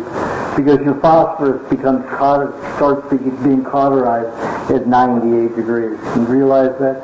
Phosphorus, one of your best cleansers of the body, is starts being cauterized at 98 degrees. So, and when you get to 105, it's completely, 106, it's completely cauterized. Where do you get Karaman clay? Karaman.com. Okay, I got this. You told me to do it, and I did it, and I have the information, I can give it to you. Yeah. I got it from my husband and wife. He was Arizona. 2 sons. Yeah, they got it through from. But Ray, whom you had at Right. your house, he is the president of that company. Right, yeah. So you just go online, Karaman.com. Yeah, It's Karamin, just one couple that is doing it only, as far as I know. No, there's people. Oh no, I got. That's the only one that came up. No. Yeah, well, they advertise it on the internet. Yeah. But they're selling it up at our Rawson. They sell it at the co-op that we have for the primal dieters in Chicago, Aspen, Arizona, Phoenix, Florida. So all of the co-ops that provide the primal diet foods all carry the Karaman clay. It's nearly the 3 parts at least, it's a little bit more, but Terrasilk is for the teeth and the face pack, the Terraministry and the Terrapack, which is half the price, near 2/3 of the price of the Karaman, is for the bath or for placing poultices on the body. So you might as well buy the cheaper one for that. And they've even got a heavier grain one for fertilizing your garden. Yes. Oh, I use that too. I used on the other day. At Terrasilk, if you brush your teeth with it, is it okay to swallow it? Yeah, fine. I mean, but just have to remember, the brain is the most toxic part of the body in heavy metals and all kinds of toxic minerals, because we use metallic minerals to transmit light and to conduct electricity in the brain and nervous system. So the brain gets most of the heavy metals in the body, the cauterized metallic minerals. So those are free radicals and they cause a lot of damage. Most of that dumps out the gums, the tongue, and the salivary glands. All that plaque on your teeth, that's those heavy toxins coming out in your body using fresh calcium, phosphorus, potassium, and magnesium to bind them so they don't damage the dentine. That's what damages dentine. People eat cooked foods have a poor quality because they've already cauterized their alkalinizing minerals, the calcium, phosphorus, potassium, and magnesium. So when they build a plaque, it's very hard and it's not resilient. So if mercury keeps working away with its acidity and tearing things apart, disturbing the molecular structure, as mercury does, or thallium, lead does the same thing, it'll work right into the dentine, and that's the cavity. And then the bacteria results to eat up the damaged dentine or tubules, depending upon how badly the heavy metal damaged the tooth, how deeply. So bacteria is never the cause of any kind of decay. It's always the heavy metals. The bacteria is just the janitor, so you need to brush that plaque off. So when you swallow it, you're just putting all the toxins through your body, and you may not want to do that, but it probably will not hurt you, because the clay in my feces examinations never released it. I think it is. Why put it through your body? How much clay do you use? Well, you can make a mixture. You can use coconut cream with the clay or butter with the clay. It depends on what you like. Coconut cream goes a little deeper, but butter, for some reason, butter dissolves the plaque a little bit quicker. So it depends on if your plaque is really hard and you want to not have to brush as much, then you might want to use the butter and clay together, or just butter. Yeah, but if you don't want to swallow the clay, then you might as well just use the butter by itself. After you brush. Well, you don't want to swallow the butter either. Oh. Because it's full of contaminants. Well, I would never swallow the butter unless the clay was in it after I brushed my teeth. Okay. Because the body would start absorbing some of that fat. It's spitting the butter out too. Yeah. But, it just takes we're not talking, people put their tooth, whole thing. Nobody ever needs that much. You just need a little bit, like a pea-sized amount of butter to brush your whole entire teeth. And if it's coconut cream, you just dip your toothbrush in it, and that's it. And you can massage it on your face. It's beautiful for washing your face, the coconut cream. It's wonderful, especially if it's fermented. Yeah. It cleans it very quickly. Well, I think it's trying today. You give me a smell the next day, and someone will say, "Oh, you smell that strange." But it does. Yeah. It does get in. You have to, But because it has the alcohol in it, if you rinse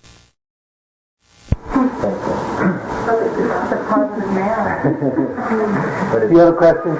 No? Do you have a question, Mike? First of all, I want to thank Lisa and Mike for hosting us again, as always. Thanks for helping us clean up. We appreciate that. Tendons and ligaments, and how to keep them supple and joint. Well, usually an athletic individual gets tight tendons if they get too acidic. And the acidic minerals, when they combine, they bind, they get harder. And alkaline are more porous and soft and supple. So a person who's very athletic, that's why I say athletes need to eat little red meat, unless they are heavy into football or basketball, something that's intense, and they're doing it 6 to 10 hours a day. But if you're doing yoga and you're eating a lot of red meat, you're going to have a problem. Things are going to start tightening and hardening. So you need more of the alkalinizing chicken, any of the fowl, any of the fish. It's much better.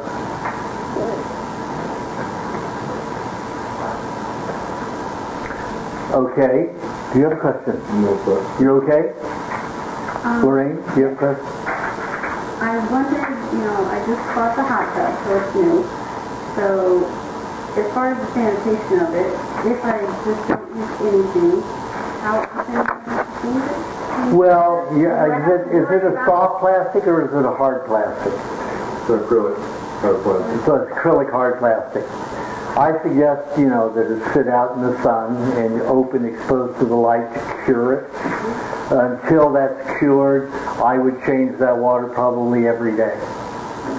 Every day until it's cured, and it may take 30 days to cure it. Because? You're saying that all the... You remember when I talked about plastic, how they make plastic? It goes into the water. Not stable. Remember what I told you about plastic? Okay, I'll repeat it. In the 60s, plastic, they wanted to use it for everything. They wanted to use it for upholstery, in cars, dashboards, toys, everything. What they found was every time they made plastic, because it's mainly from hydrogenated vegetable oil, heated at high temperatures and mixed with some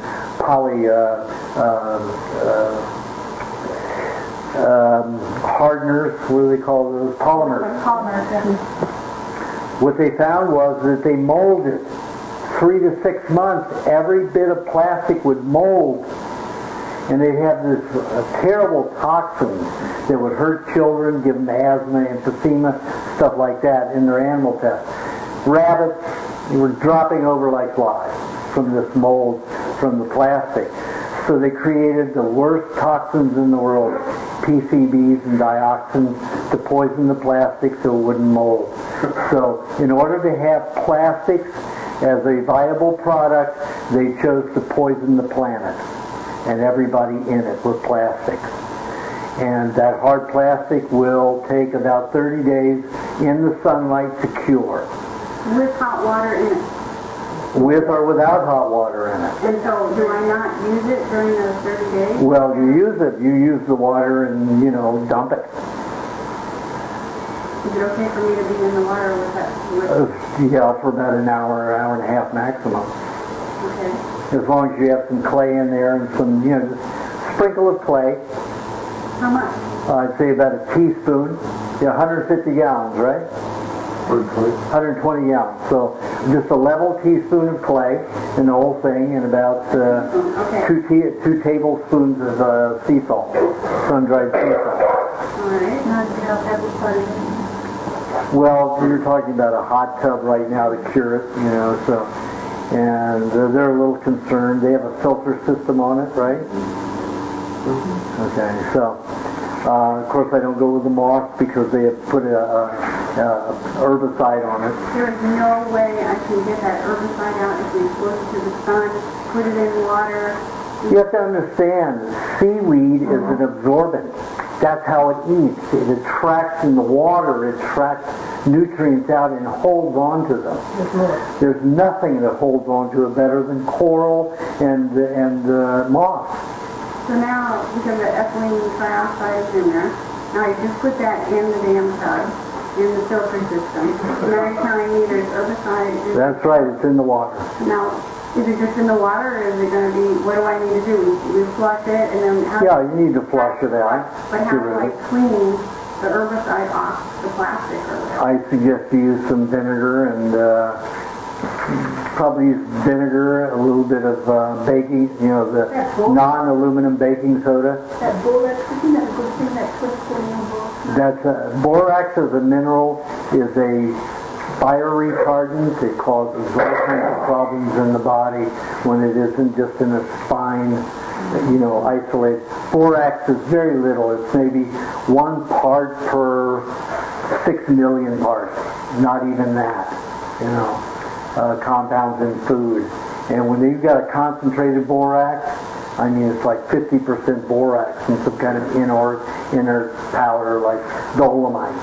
So it's a very toxic substance. So they use that to get rid of ants? Borax? Yeah, it'll poison ants. It'll also retard fire. So it's not a good cleaning agent?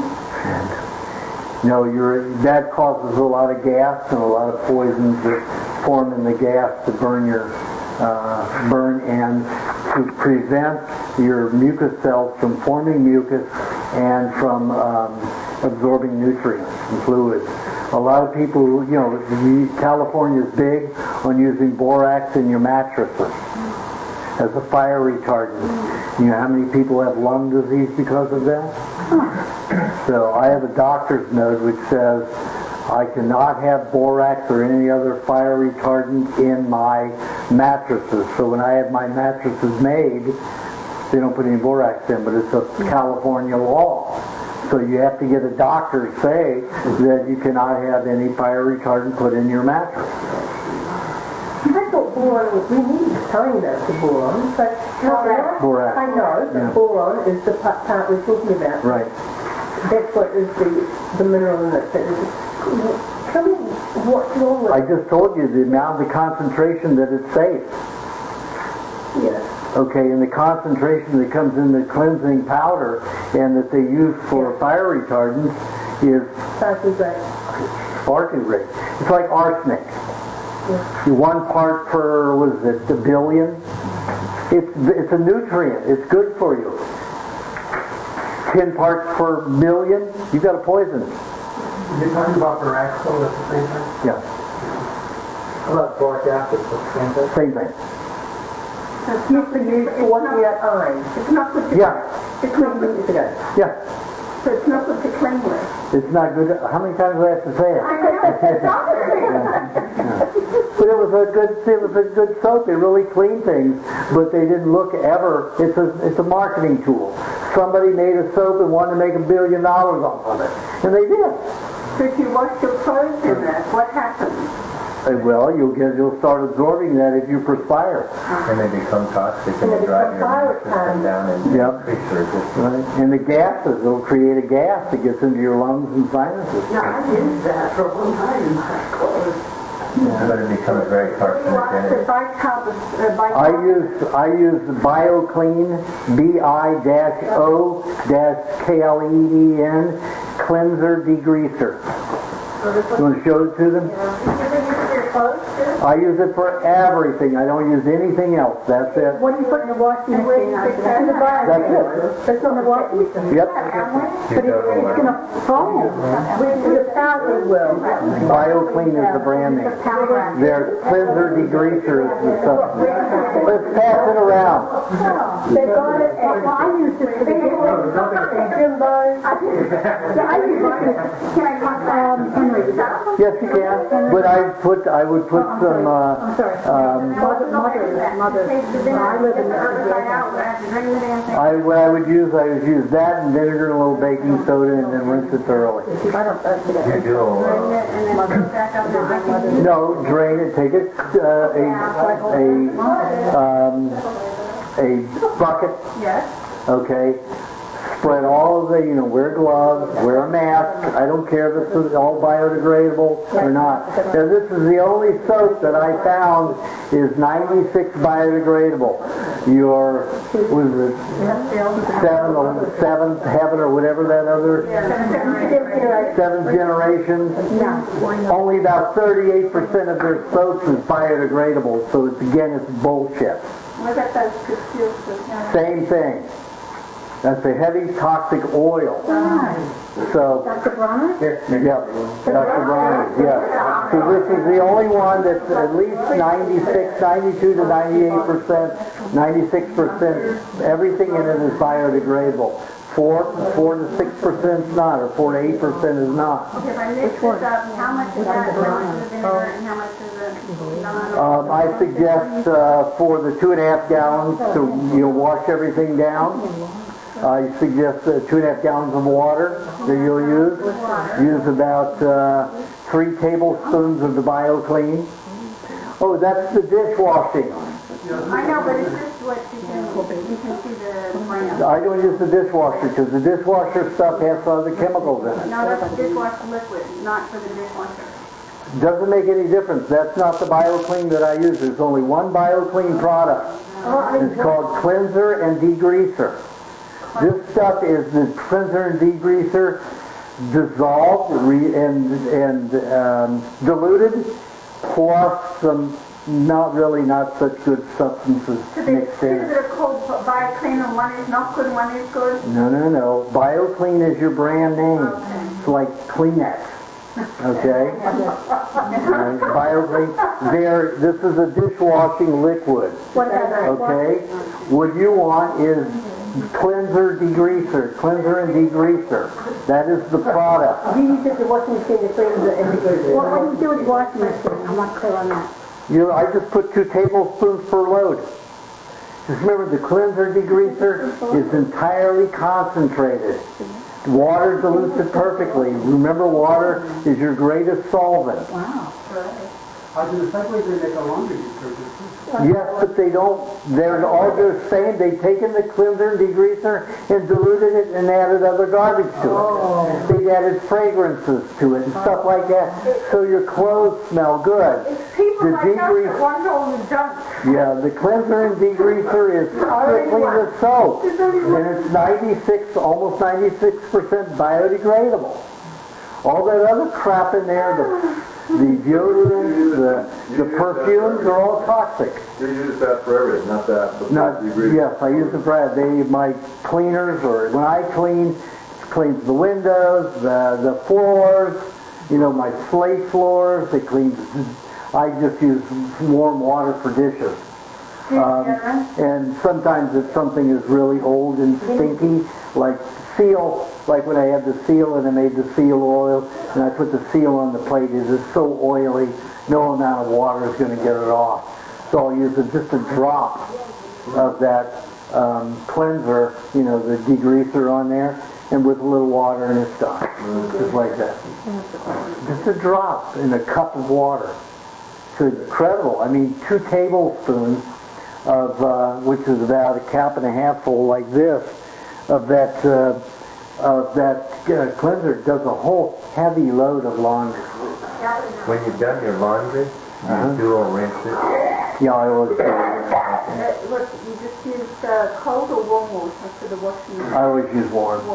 Unless I've had, when I have a masseur that comes over occasionally, and I let him massage me with coconut cream.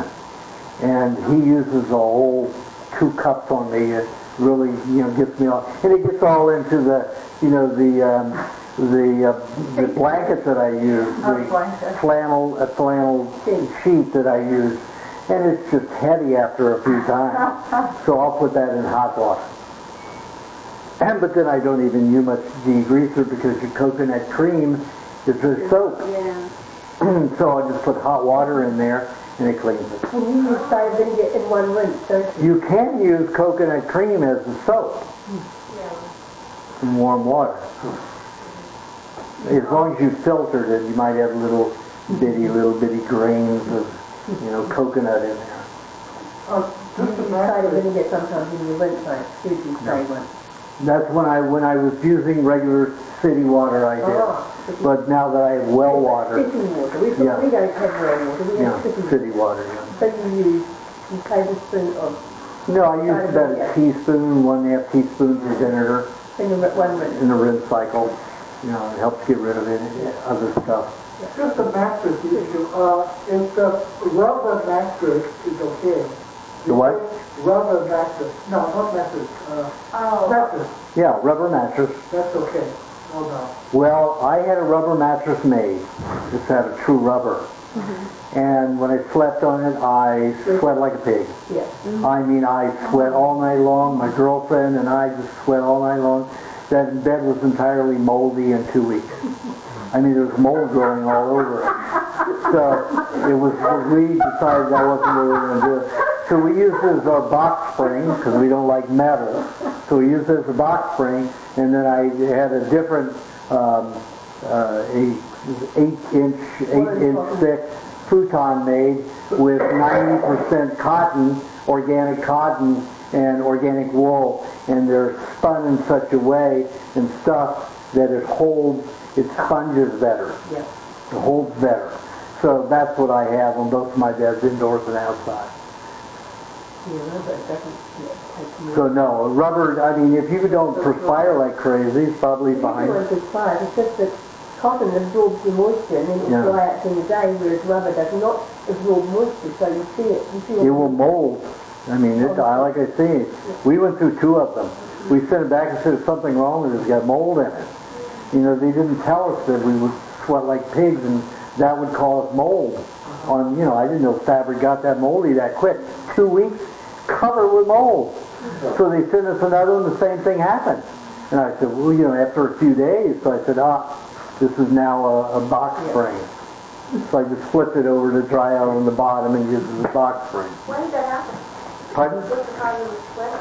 Well, rubber is a complete sealant. It doesn't absorb anything, and it doesn't let air pass it. They had holes, lots of holes all the way through it, but it doesn't ventilate. Yeah, I mean, if you put a fan under the bed, it would probably work. Yeah. It doesn't dissipate at all. It holds the moisture. So you got moisture dripping down in those little holes. And then you got it molding on both sides of the mattress. You're talking the new operative protein. There you go. You have a new thing.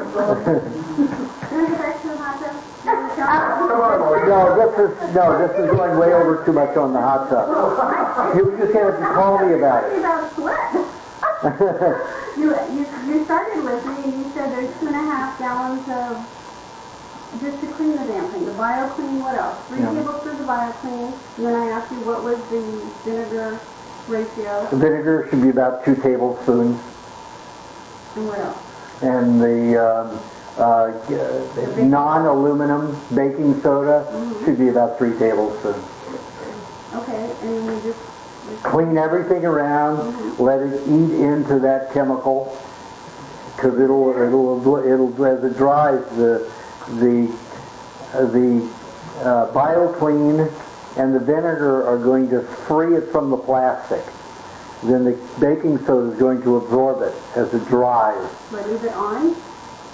Well, you rub it all in and you just let it sit. Then you take the rest of the gallon and a half and you run it through your filter system. But I would pull all your filters out. And then just run that through, and then you're going to have to rinse it through. And it's probably going to take you about 10 gallons through your filter system, and then, just going to have to swash it around, mop it up or something. Well, you got a drain plug on it, obviously, so just drain it and then hose it. So just do that one time. That's all it takes to get rid of that stuff, yeah. And then so and we're just talking about sanitization for something like that. You said just put... Get a sand filter.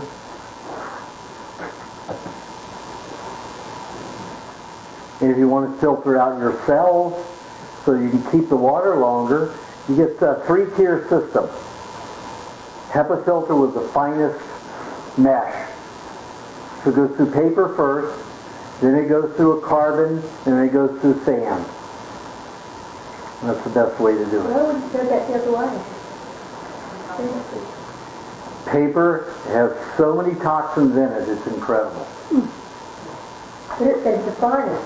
So why would the sand support it?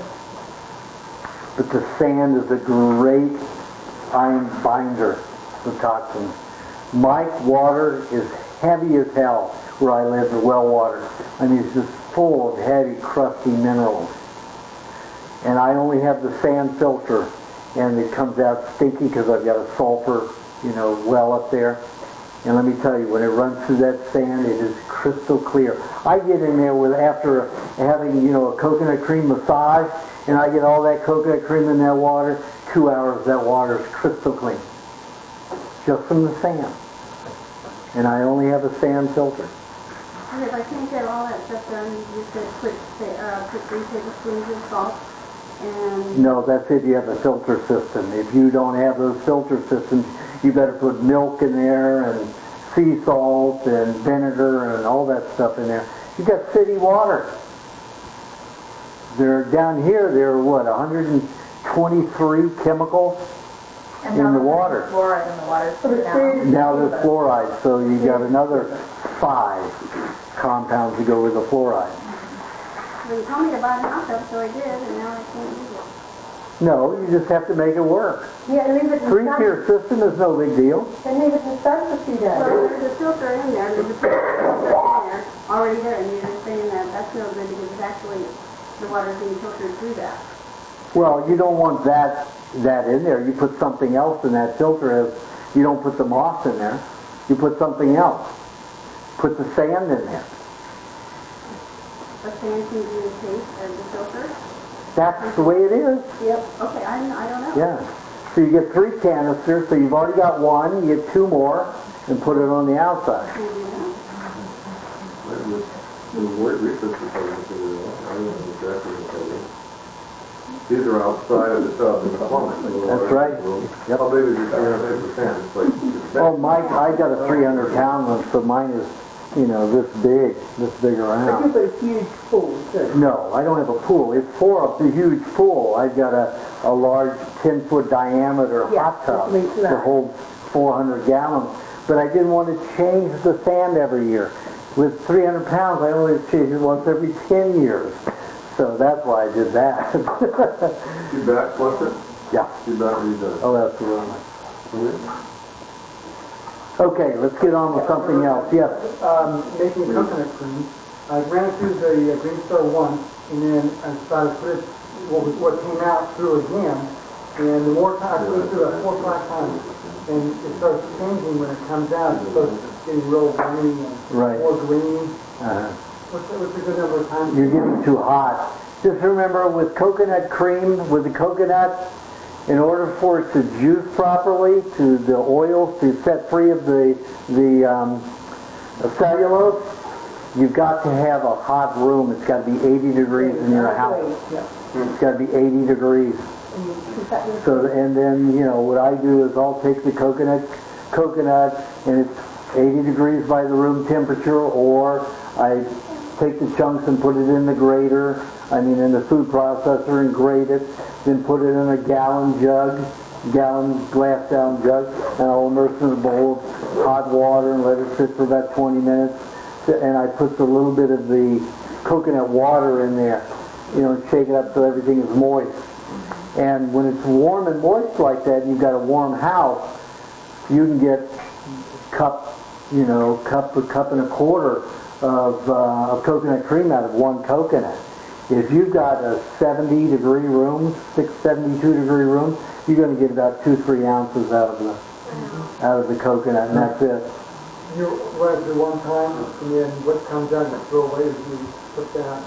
No, I put it through 2 times, 3 times at the max, and then when I take that, I feed my roses and flowers and herbs with that nice oil. Let me tell you, my rose petals this year, I've done that 2 years in a row, put a little of the caramel clay in it.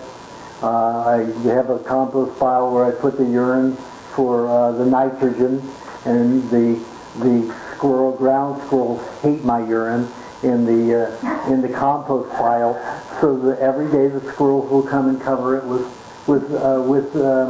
dirt, so they're helping me compost. So I don't have to get out there with a shovel and do it. So we got a great relationship. I make sure my 2 walnut trees grow and get fertilized, so they get their walnuts, and they make sure my compost is good. So I take that, and with all that, I use probably a pretty good concentration of the coconut pulp for that. My rose petals last a month and a half, and none of the color ever degenerates. They don't turn brown or anything. And they are just as sweet tasting when I eat them as they are when they first blossom till a month and a half later. Do you think in rose petals? Oh yeah, with mine, with the coconut cream feeding them, the taste is phenomenal. Right now, the rowan rose bush, I'm home for a change, so the deer usually eat everything. So finally I've got to see more than 2 roses this year. I've got 7 roses on one of my rose bushes. And it tastes like a cross between raspberries and strawberries. Well, each rose bush will have different flavors. So that you can make any kind of rose? Well, as long as they're not chemically treated. Yeah. And I like gardenias too. Gardenias taste like bitter white chocolate. Those are pretty nice.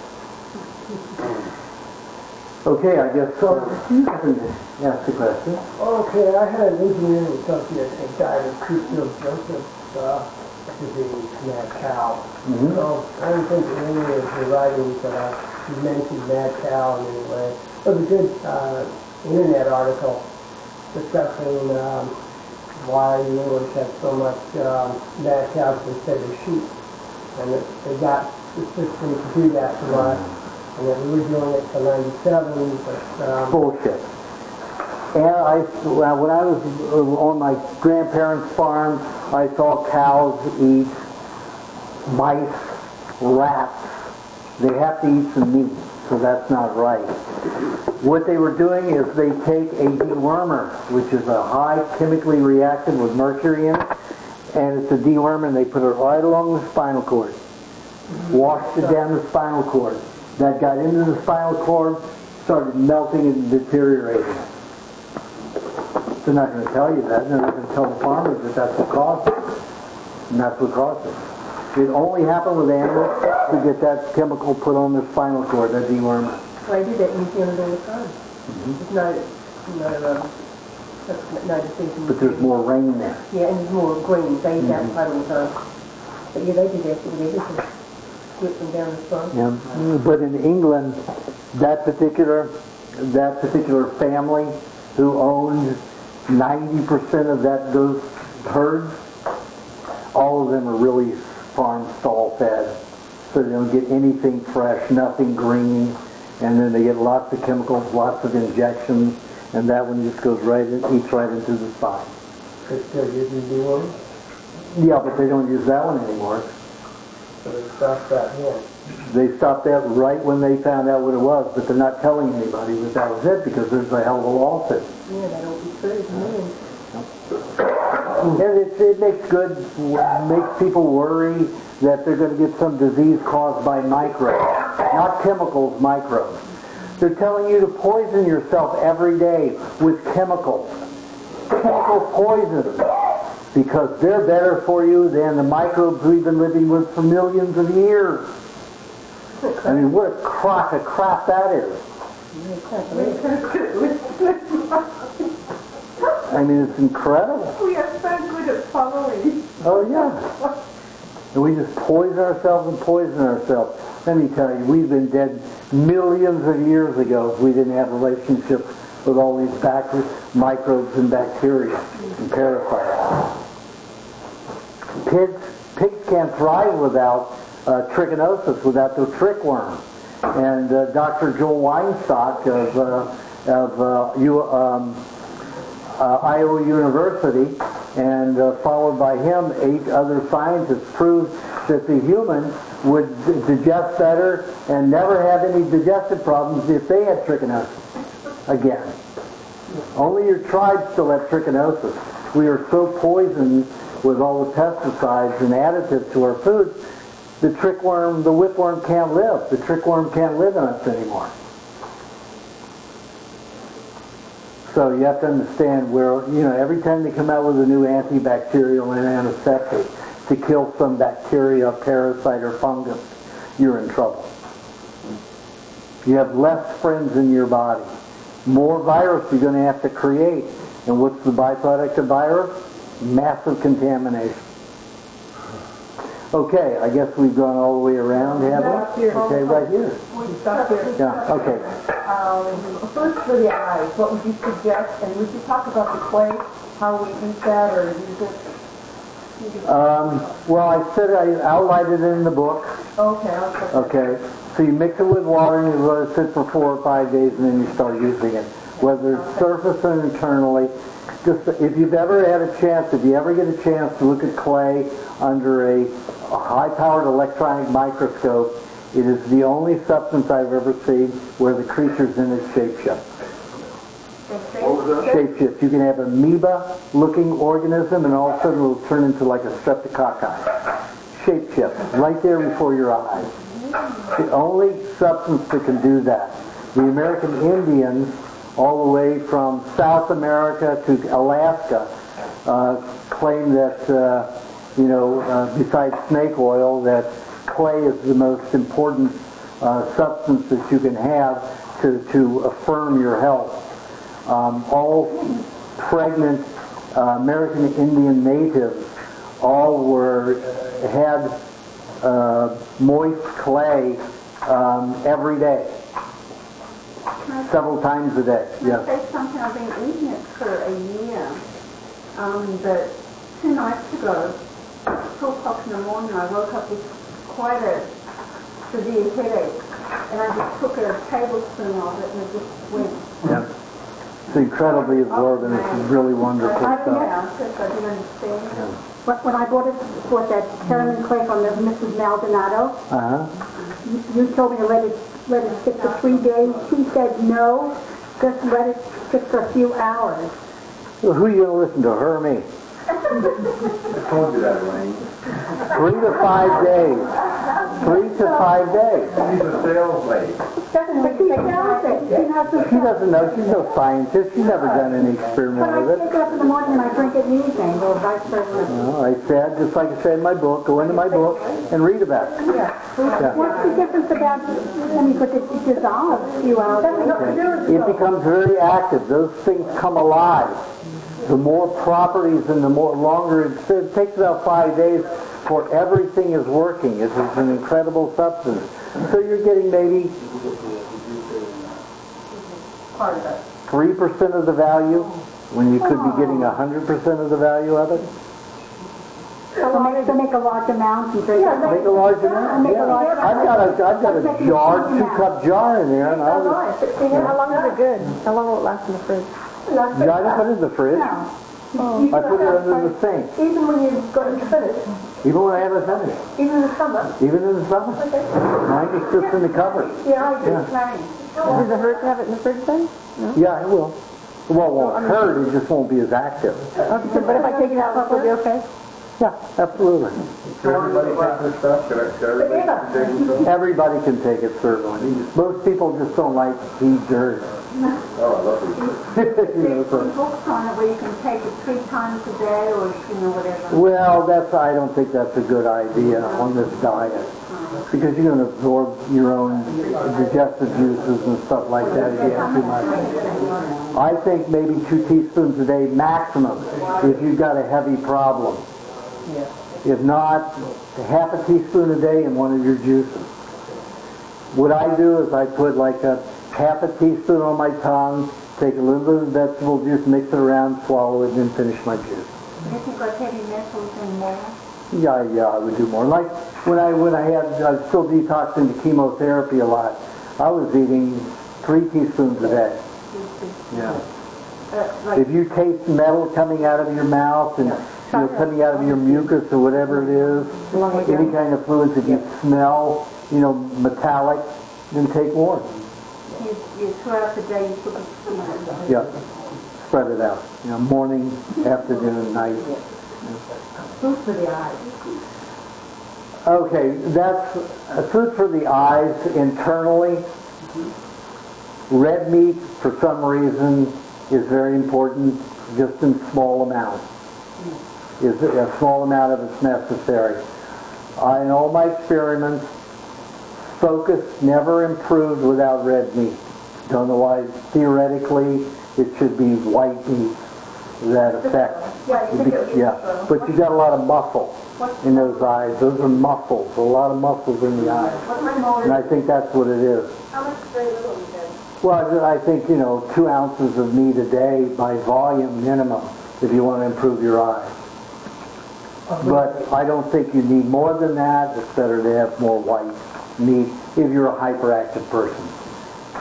So don't eat red meat unless it is part of your normal diet and eat it just a small amount.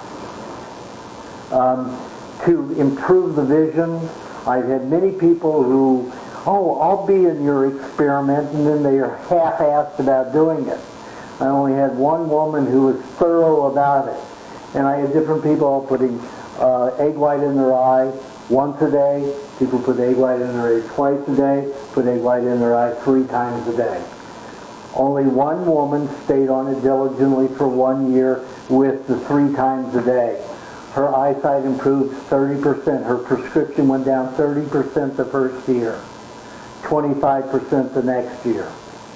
How are you doing? Well, the best way to do it is, just to break an egg and get a bubble of the egg white. What I would do is I just, I put it, when I take an egg, I dent one end, don't put a hole in the fatter end.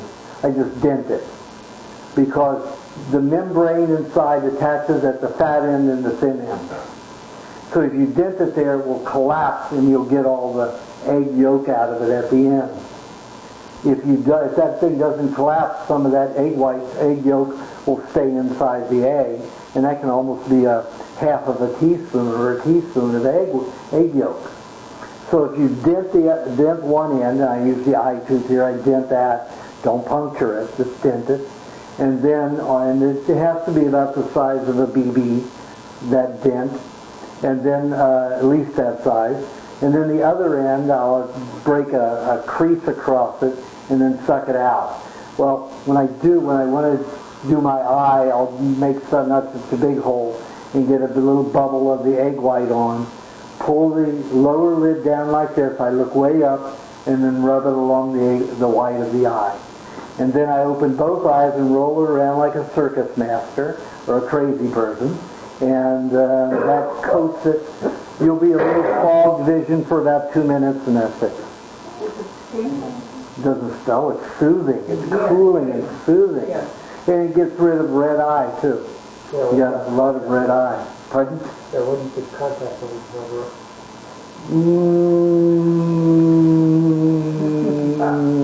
Not a good idea. If you have contacts, it's better to put it in at nighttime. And wear your glasses if your vision's getting worse. Wear your glasses, put that in 3 times a day. And then when your eyes improve, then you could use your contacts again. Okay, you've had so many questions. So let me go here. I thought about zeolite. Zeolite? Yeah. You have to understand that's a chemical again. It is an electrically charged ionic system. It is not the natural ions that are produced by biochemistry. It is electrically charged. It's not a proper balance. No, it's not a life, electrical charge. Sure, it helps all those people out there that eat bad foods and have very little electrical charges in their body. But it won't move them to health. It'll give them energy. It'll give them charge. It'll even make the brain and nervous system work better. But it'll also cause a lot of bad electricity, a lot of short-circuiting later on, a lot of problems. It's not a factory removal. Pardon? It's supposed to be removed. Everybody's got a line to sell. You know how many people run to these quick magic fixes? There aren't any. There just aren't any. I've tried them all, and I've been suckered in by them all. And it's sad. But everybody wants a quick fix. I want a quick fix too, but I don't have it. There's no quick fix. I got my personal question. There's no such thing. Go ahead. Lately I've been getting stuff under here, and I'm not quite sure if it's because I'm having the egg. It's got nothing to do with your food. It's got to do with whatever was already in your body that's toxic. So what's causing it? Whatever you have stored around in your tear ducts or around in your eyes, and it's coming out through your skin. What is it then? I don't know. It's not metals or anything like that? It could be anything. I wouldn't know without taking a scraping. Scraping? Scrape the dried tissue off, flakes off, and then you can. But it's $2,300 to have it analyzed unless you want to send it to Vietnam. It's not organs or kidneys or liver or anything like that? No, that's directly right there. Swelling can be caused from kidney edema. Black around here can be caused from liver malfunction. But when you've got a substance coming out the skin, it's local. No, not substance coming out. I'm just saying kind of like they're looking baggy. Oh, that's probably liver. Liver. Yeah. So what do I do? Do the diet. Okay. You can eat liver. Liver's always the best thing you can do. Eat liver. And if it's very toxic, then you mix liver and milk together. When you get, that little boy I told you about, Forrest, is 5 years old. Mm-hmm. He was on the mother's milk for a few weeks, and I convinced the mother, the cow's been raw all of its life. She was a construction worker with her family, drywalling with all kinds of pollution. So I convinced her to feed, the baby raw cow's milk, because that cow had been healthy all of its life, eating raw all of its life. So she fed it for about 3 months straight milk, And then they both came to me, the mother and the father, said, can you determine, you know, how we should feed our child to develop a certain kind of child? So what kind of child do you want? Do you want a martial artist? Do you want a genius? What do you want? And they said, you want a balance of all of it. I said, well, if you want a genius, it's going to take a lot of good, you know, protein in the brain at a very early age. And the only place you can get concentrated protein in meat is from liver. That'll be quick to digest. So even now, that's mainly what he eats, half liver, half milk with a little bit of honey in it. He still drinks that today. That's his main mixture, and that's what he loves. What kind of ratio? No, well, you can use chicken liver, yeah, but he's using buffalo liver. So when you go to like the health food store, you use the Rocky liver? No, I wouldn't trust that. So you have to order it? Yeah, I would order that special from an Amish farmer where you know they're feeding him everything perfectly. Yeah. What's the ratio of the liver now? 50-50. And you can't put liver in a blender because it's got a lot of sinewy stuff in it. So it's better to cut it up into cubes and put it in a food processor and mince it. And then put it into the blender with the milk. Yes. And a little bit of honey if you like. Now a person who, I could projectile vomit liver from here to there when my mother used to serve it cooked. I mean, I hated that stuff. It was horrendous. So for me to eat raw liver, it was excruciating. Yeah. And I still don't like the first few bites of it, but I'll make that mixture, 50% milk, 50% liver, with a little bit of honey in it, like a tablespoon of honey per quart. And I'll make a quart of it, and I'll drink a little bit, and I don't like it, and I'll let it sit for about 10 minutes. After 10 minutes, I want nothing but that, and I'll just drink it all day. And it is delicious, but it takes my body that whole 10 minutes to adjust to that flavor. It's like I was so repulsed by it as a child. So the memory of it is so ingrained in the cells. It's crazy. Okay, do you have a question, Barbara? Yes. Two little ones, because they asked me. This is about... You asked a question? Okay. Dr. Douglas, I did ask before, but I don't believe you answering it. He said that DDT was okay. You remember Dr. Douglas on the milk? He keeps on saying DDT was the answer, it was wonderful. Why does he say that when everybody else says that DDT was dreadful? Well, DDT did get rid of a particular disease, a very complicated disease. I forgot which one it was.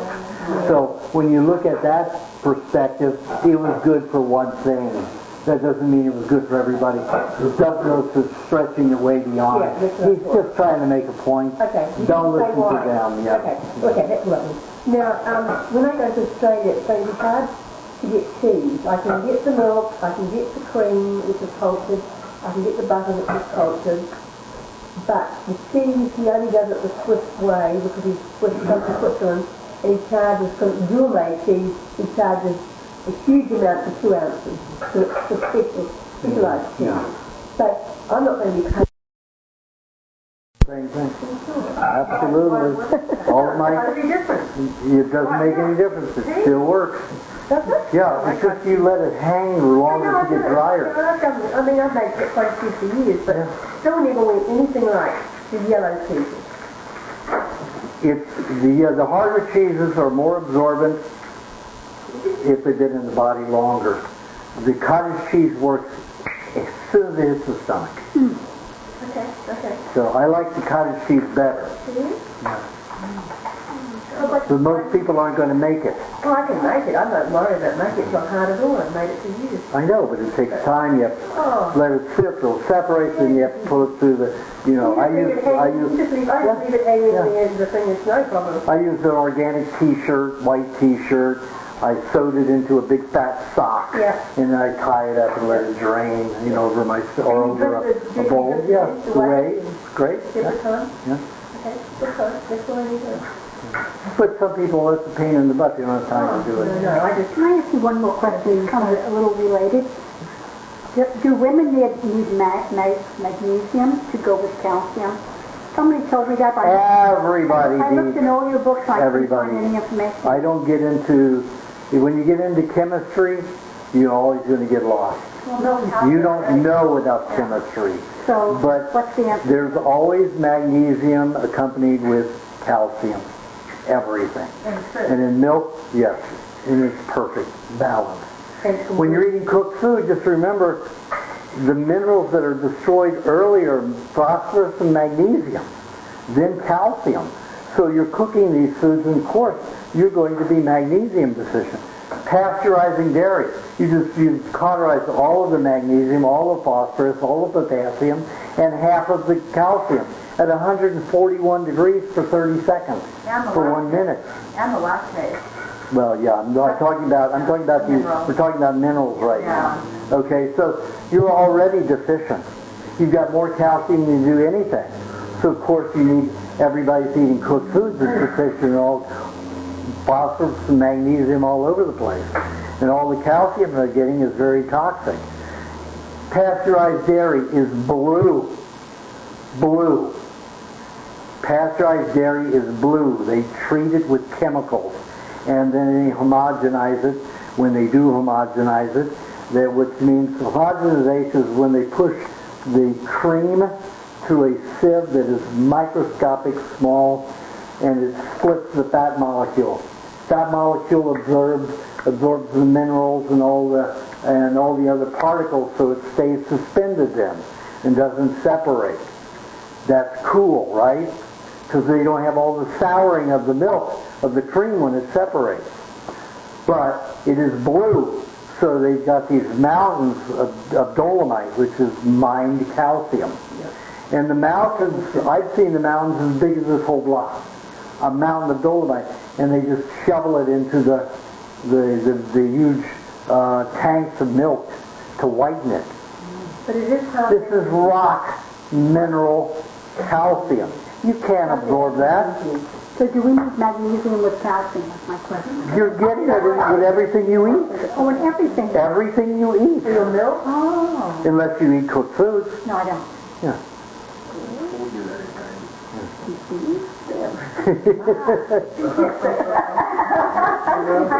Maybe you can start paying me for the consulting.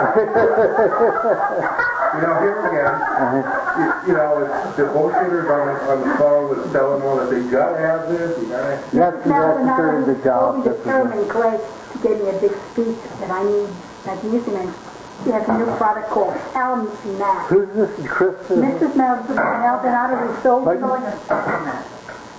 supplement. Right. I know, but you called her about the Tierman clay? Oh. She was the only one on the internet. Well, call Ray. She's in LA, and it's under Californian, what is it? California Earth Minerals. California Earth Minerals. California Earth Minerals. That's the website, California Earth Minerals. Excellent. And he's there. I mean, if you look up Tierman, he's always there somewhere if you look at things. Well, I only got this one woman. Okay. Yes. Well, don't even call her anymore. She's just selling products. Well, I couldn't believe that. I said, that's not what I called about. Yeah. And remember the three, the TerraSilk, Teramin, and the TerraPack. For the cheaper one for the bath and poultry. Well, the one you got, one they call nutritional. That's the one you're That's the one I supposed bought. to eat. Right. Which is Teramin. Yeah. That's the one that's I talked to many times. And that's a calcium supplement, right? No. Milk is your calcium supplement. Yeah. Cheese is your supplement. Cheese is your supplement. Milk is your food for calcium and magnesium, phosphorus, and potassium. But when you eat raw cheese with honey in your mouth at the same time, you're getting a concentrated mineral supplement. Well, for some of them have low cut. And there was a none. Raw cheese with your honey will get rid of it quicker, and cream, raw cream. Is that okay to be salty? Salt? No. No, they sell salt. I know. You just have to get the product list and find sources. We have a Rawson Club up in Los Angeles and Venice that sells all kinds of raw and salted cheeses that an Amish group makes from Pennsylvania. We have it trucked in every week. Okay. Yeah, Jamie's place, yeah.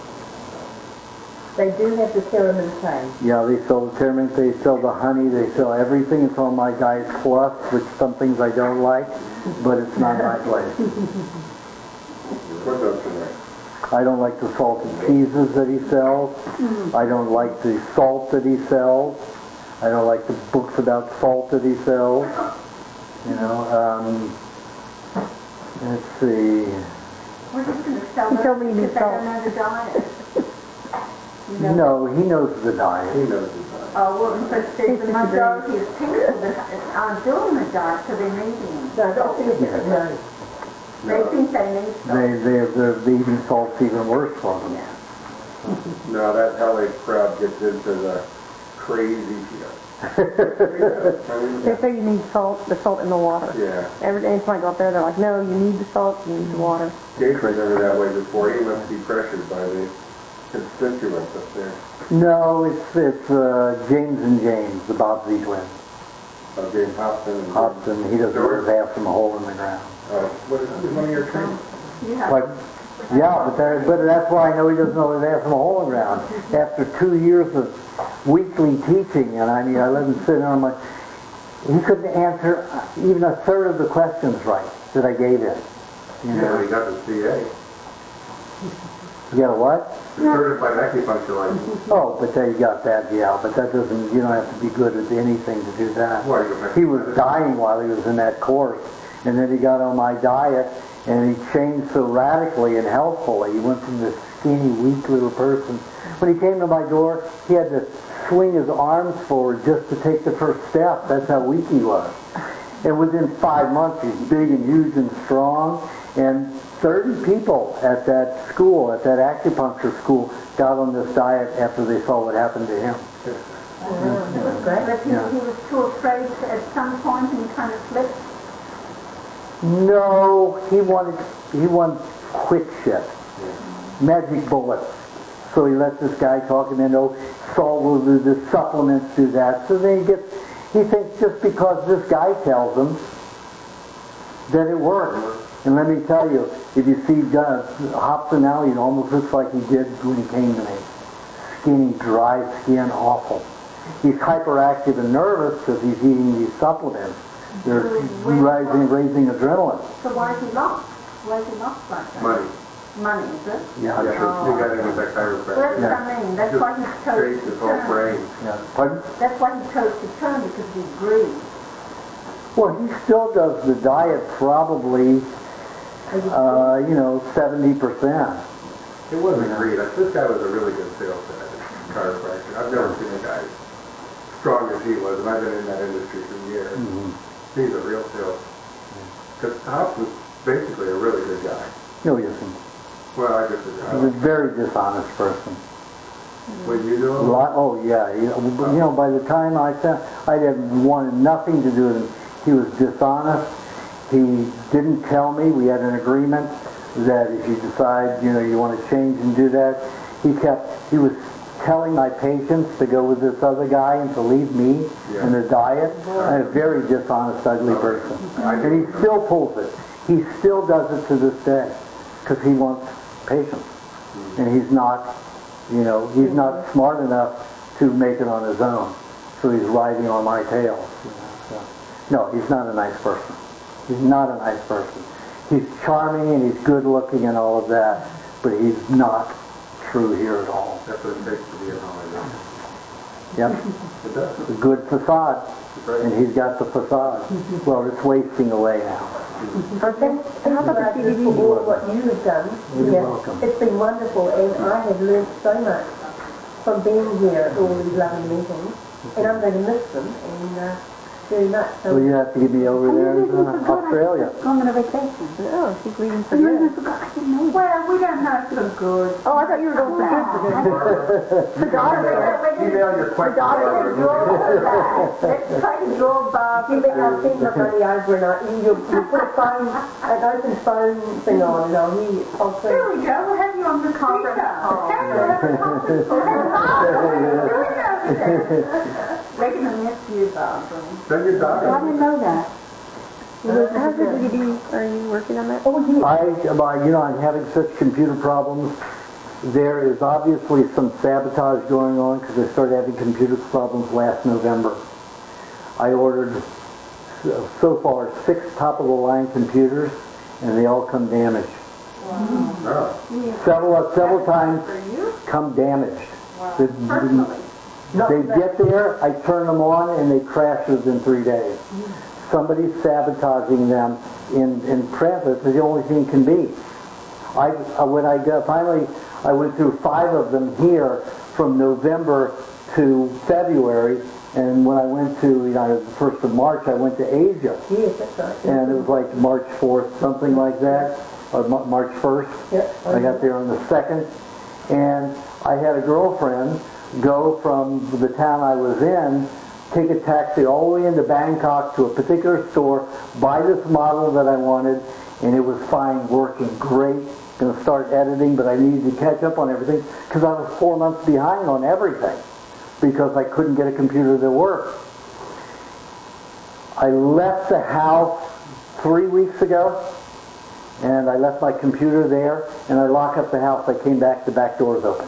Wow. Turned on the computer, didn't work. That was it.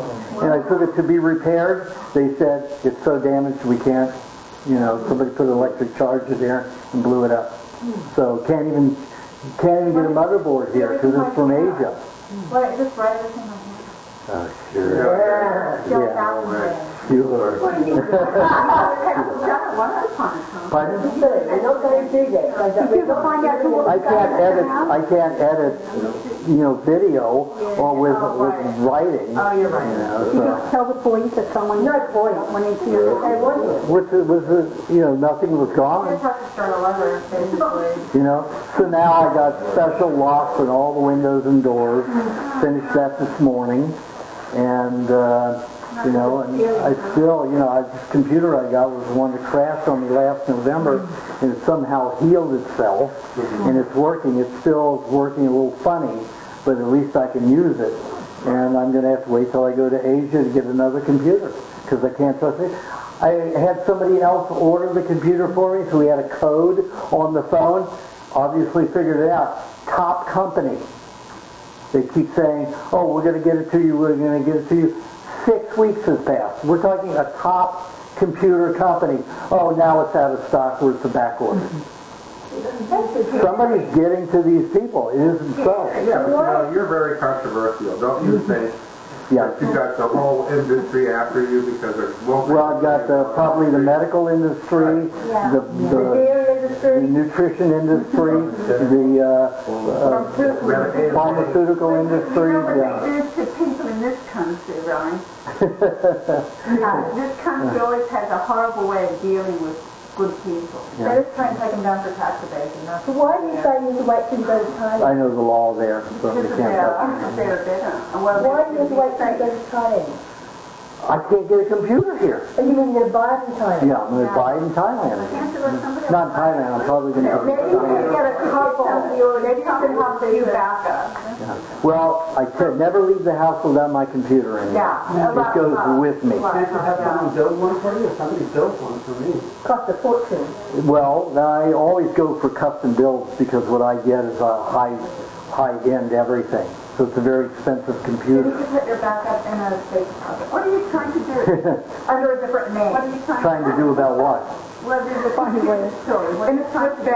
Oh, I can't go in the computer store and get what I need. I've got to be able to edit film that's 5.5 hours Someone long. asked you something about a DVD. What are you trying to make? I did a workshop in Los Angeles, and it was 5 cameras, 5.5 hours.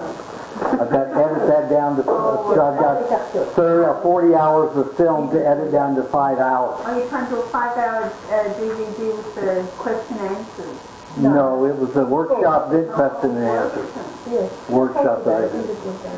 Well, don't you think that every time you hook up to the internet, you could be evaded? You could be invaded? I've got 5 firewalls, so it lets me know when anybody's coming in. Wow. Still, you know what geniuses they have out there. I know, but it's still going to be hard to get in. But if they could get in that way, they could have destroyed and got a virus into my computer. This was a contact electrical charge that went into my computer. They broke into my house to do it. If they could do it through the internet, they would have. I guarantee you. Who wouldn't? Who would want to take a trip all the way out to frickin' Malibu? You know, and break into my house? The fire affect you, Arnold? Pardon? The big fire in Malibu affect you? It's still burning. When I left, they tried to close me down getting on the PCH, but I gave them an address on PCH, so they had to let me through as if I lived there. Pardon? You're a couple miles away. I'm about 13 miles away, 12, 13 miles away from the fire right now. What's the fire? What's the name? Pardon? What's the fire? Yeah, I haven't named it. It's in Malibu there. Destroyed that beautiful home, that castle. Oh, yeah. Oh, really? And it's It's burning hard. The wind's blowing it toward the ocean, and that's where all the homes are, you know. So when I went there, there were already 5 fire districts on their way, passing me, going to it. Because it was 1,000 acres when I left. I don't know what it is now. Well, it started last night because I smelled it. I woke up went to sleep about 8 o'clock, and I got up 11:38. I haven't been back to sleep since, except for a 5-minute nap. And it was burning last night. I could smell it all night. They said 5:30 this morning. They were wrong then. Oh, it was burning all night because I smelled it from 11 and 12 o'clock last night, maybe 11:30 when I awakened. So it burned all night. Maybe nobody reported it. Realized it. And the helicopters can't go up at night. So. You can. It's blowing through the ceiling, and it was beautiful night last night. Lots of stars. It was a great night. So what time is it? 5:30. Oh God, I'm 30 minutes over. We got to get going. I've patience to see. Thank you.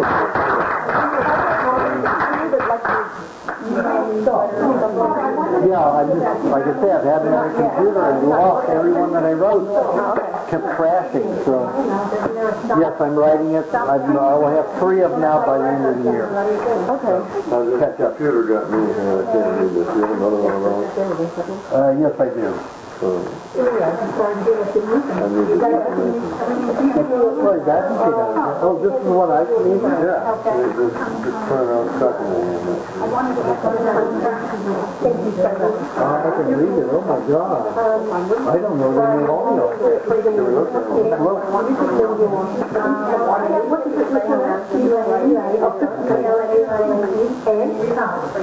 Oh, okay. So I can do that.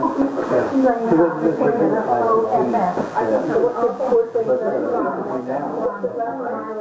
So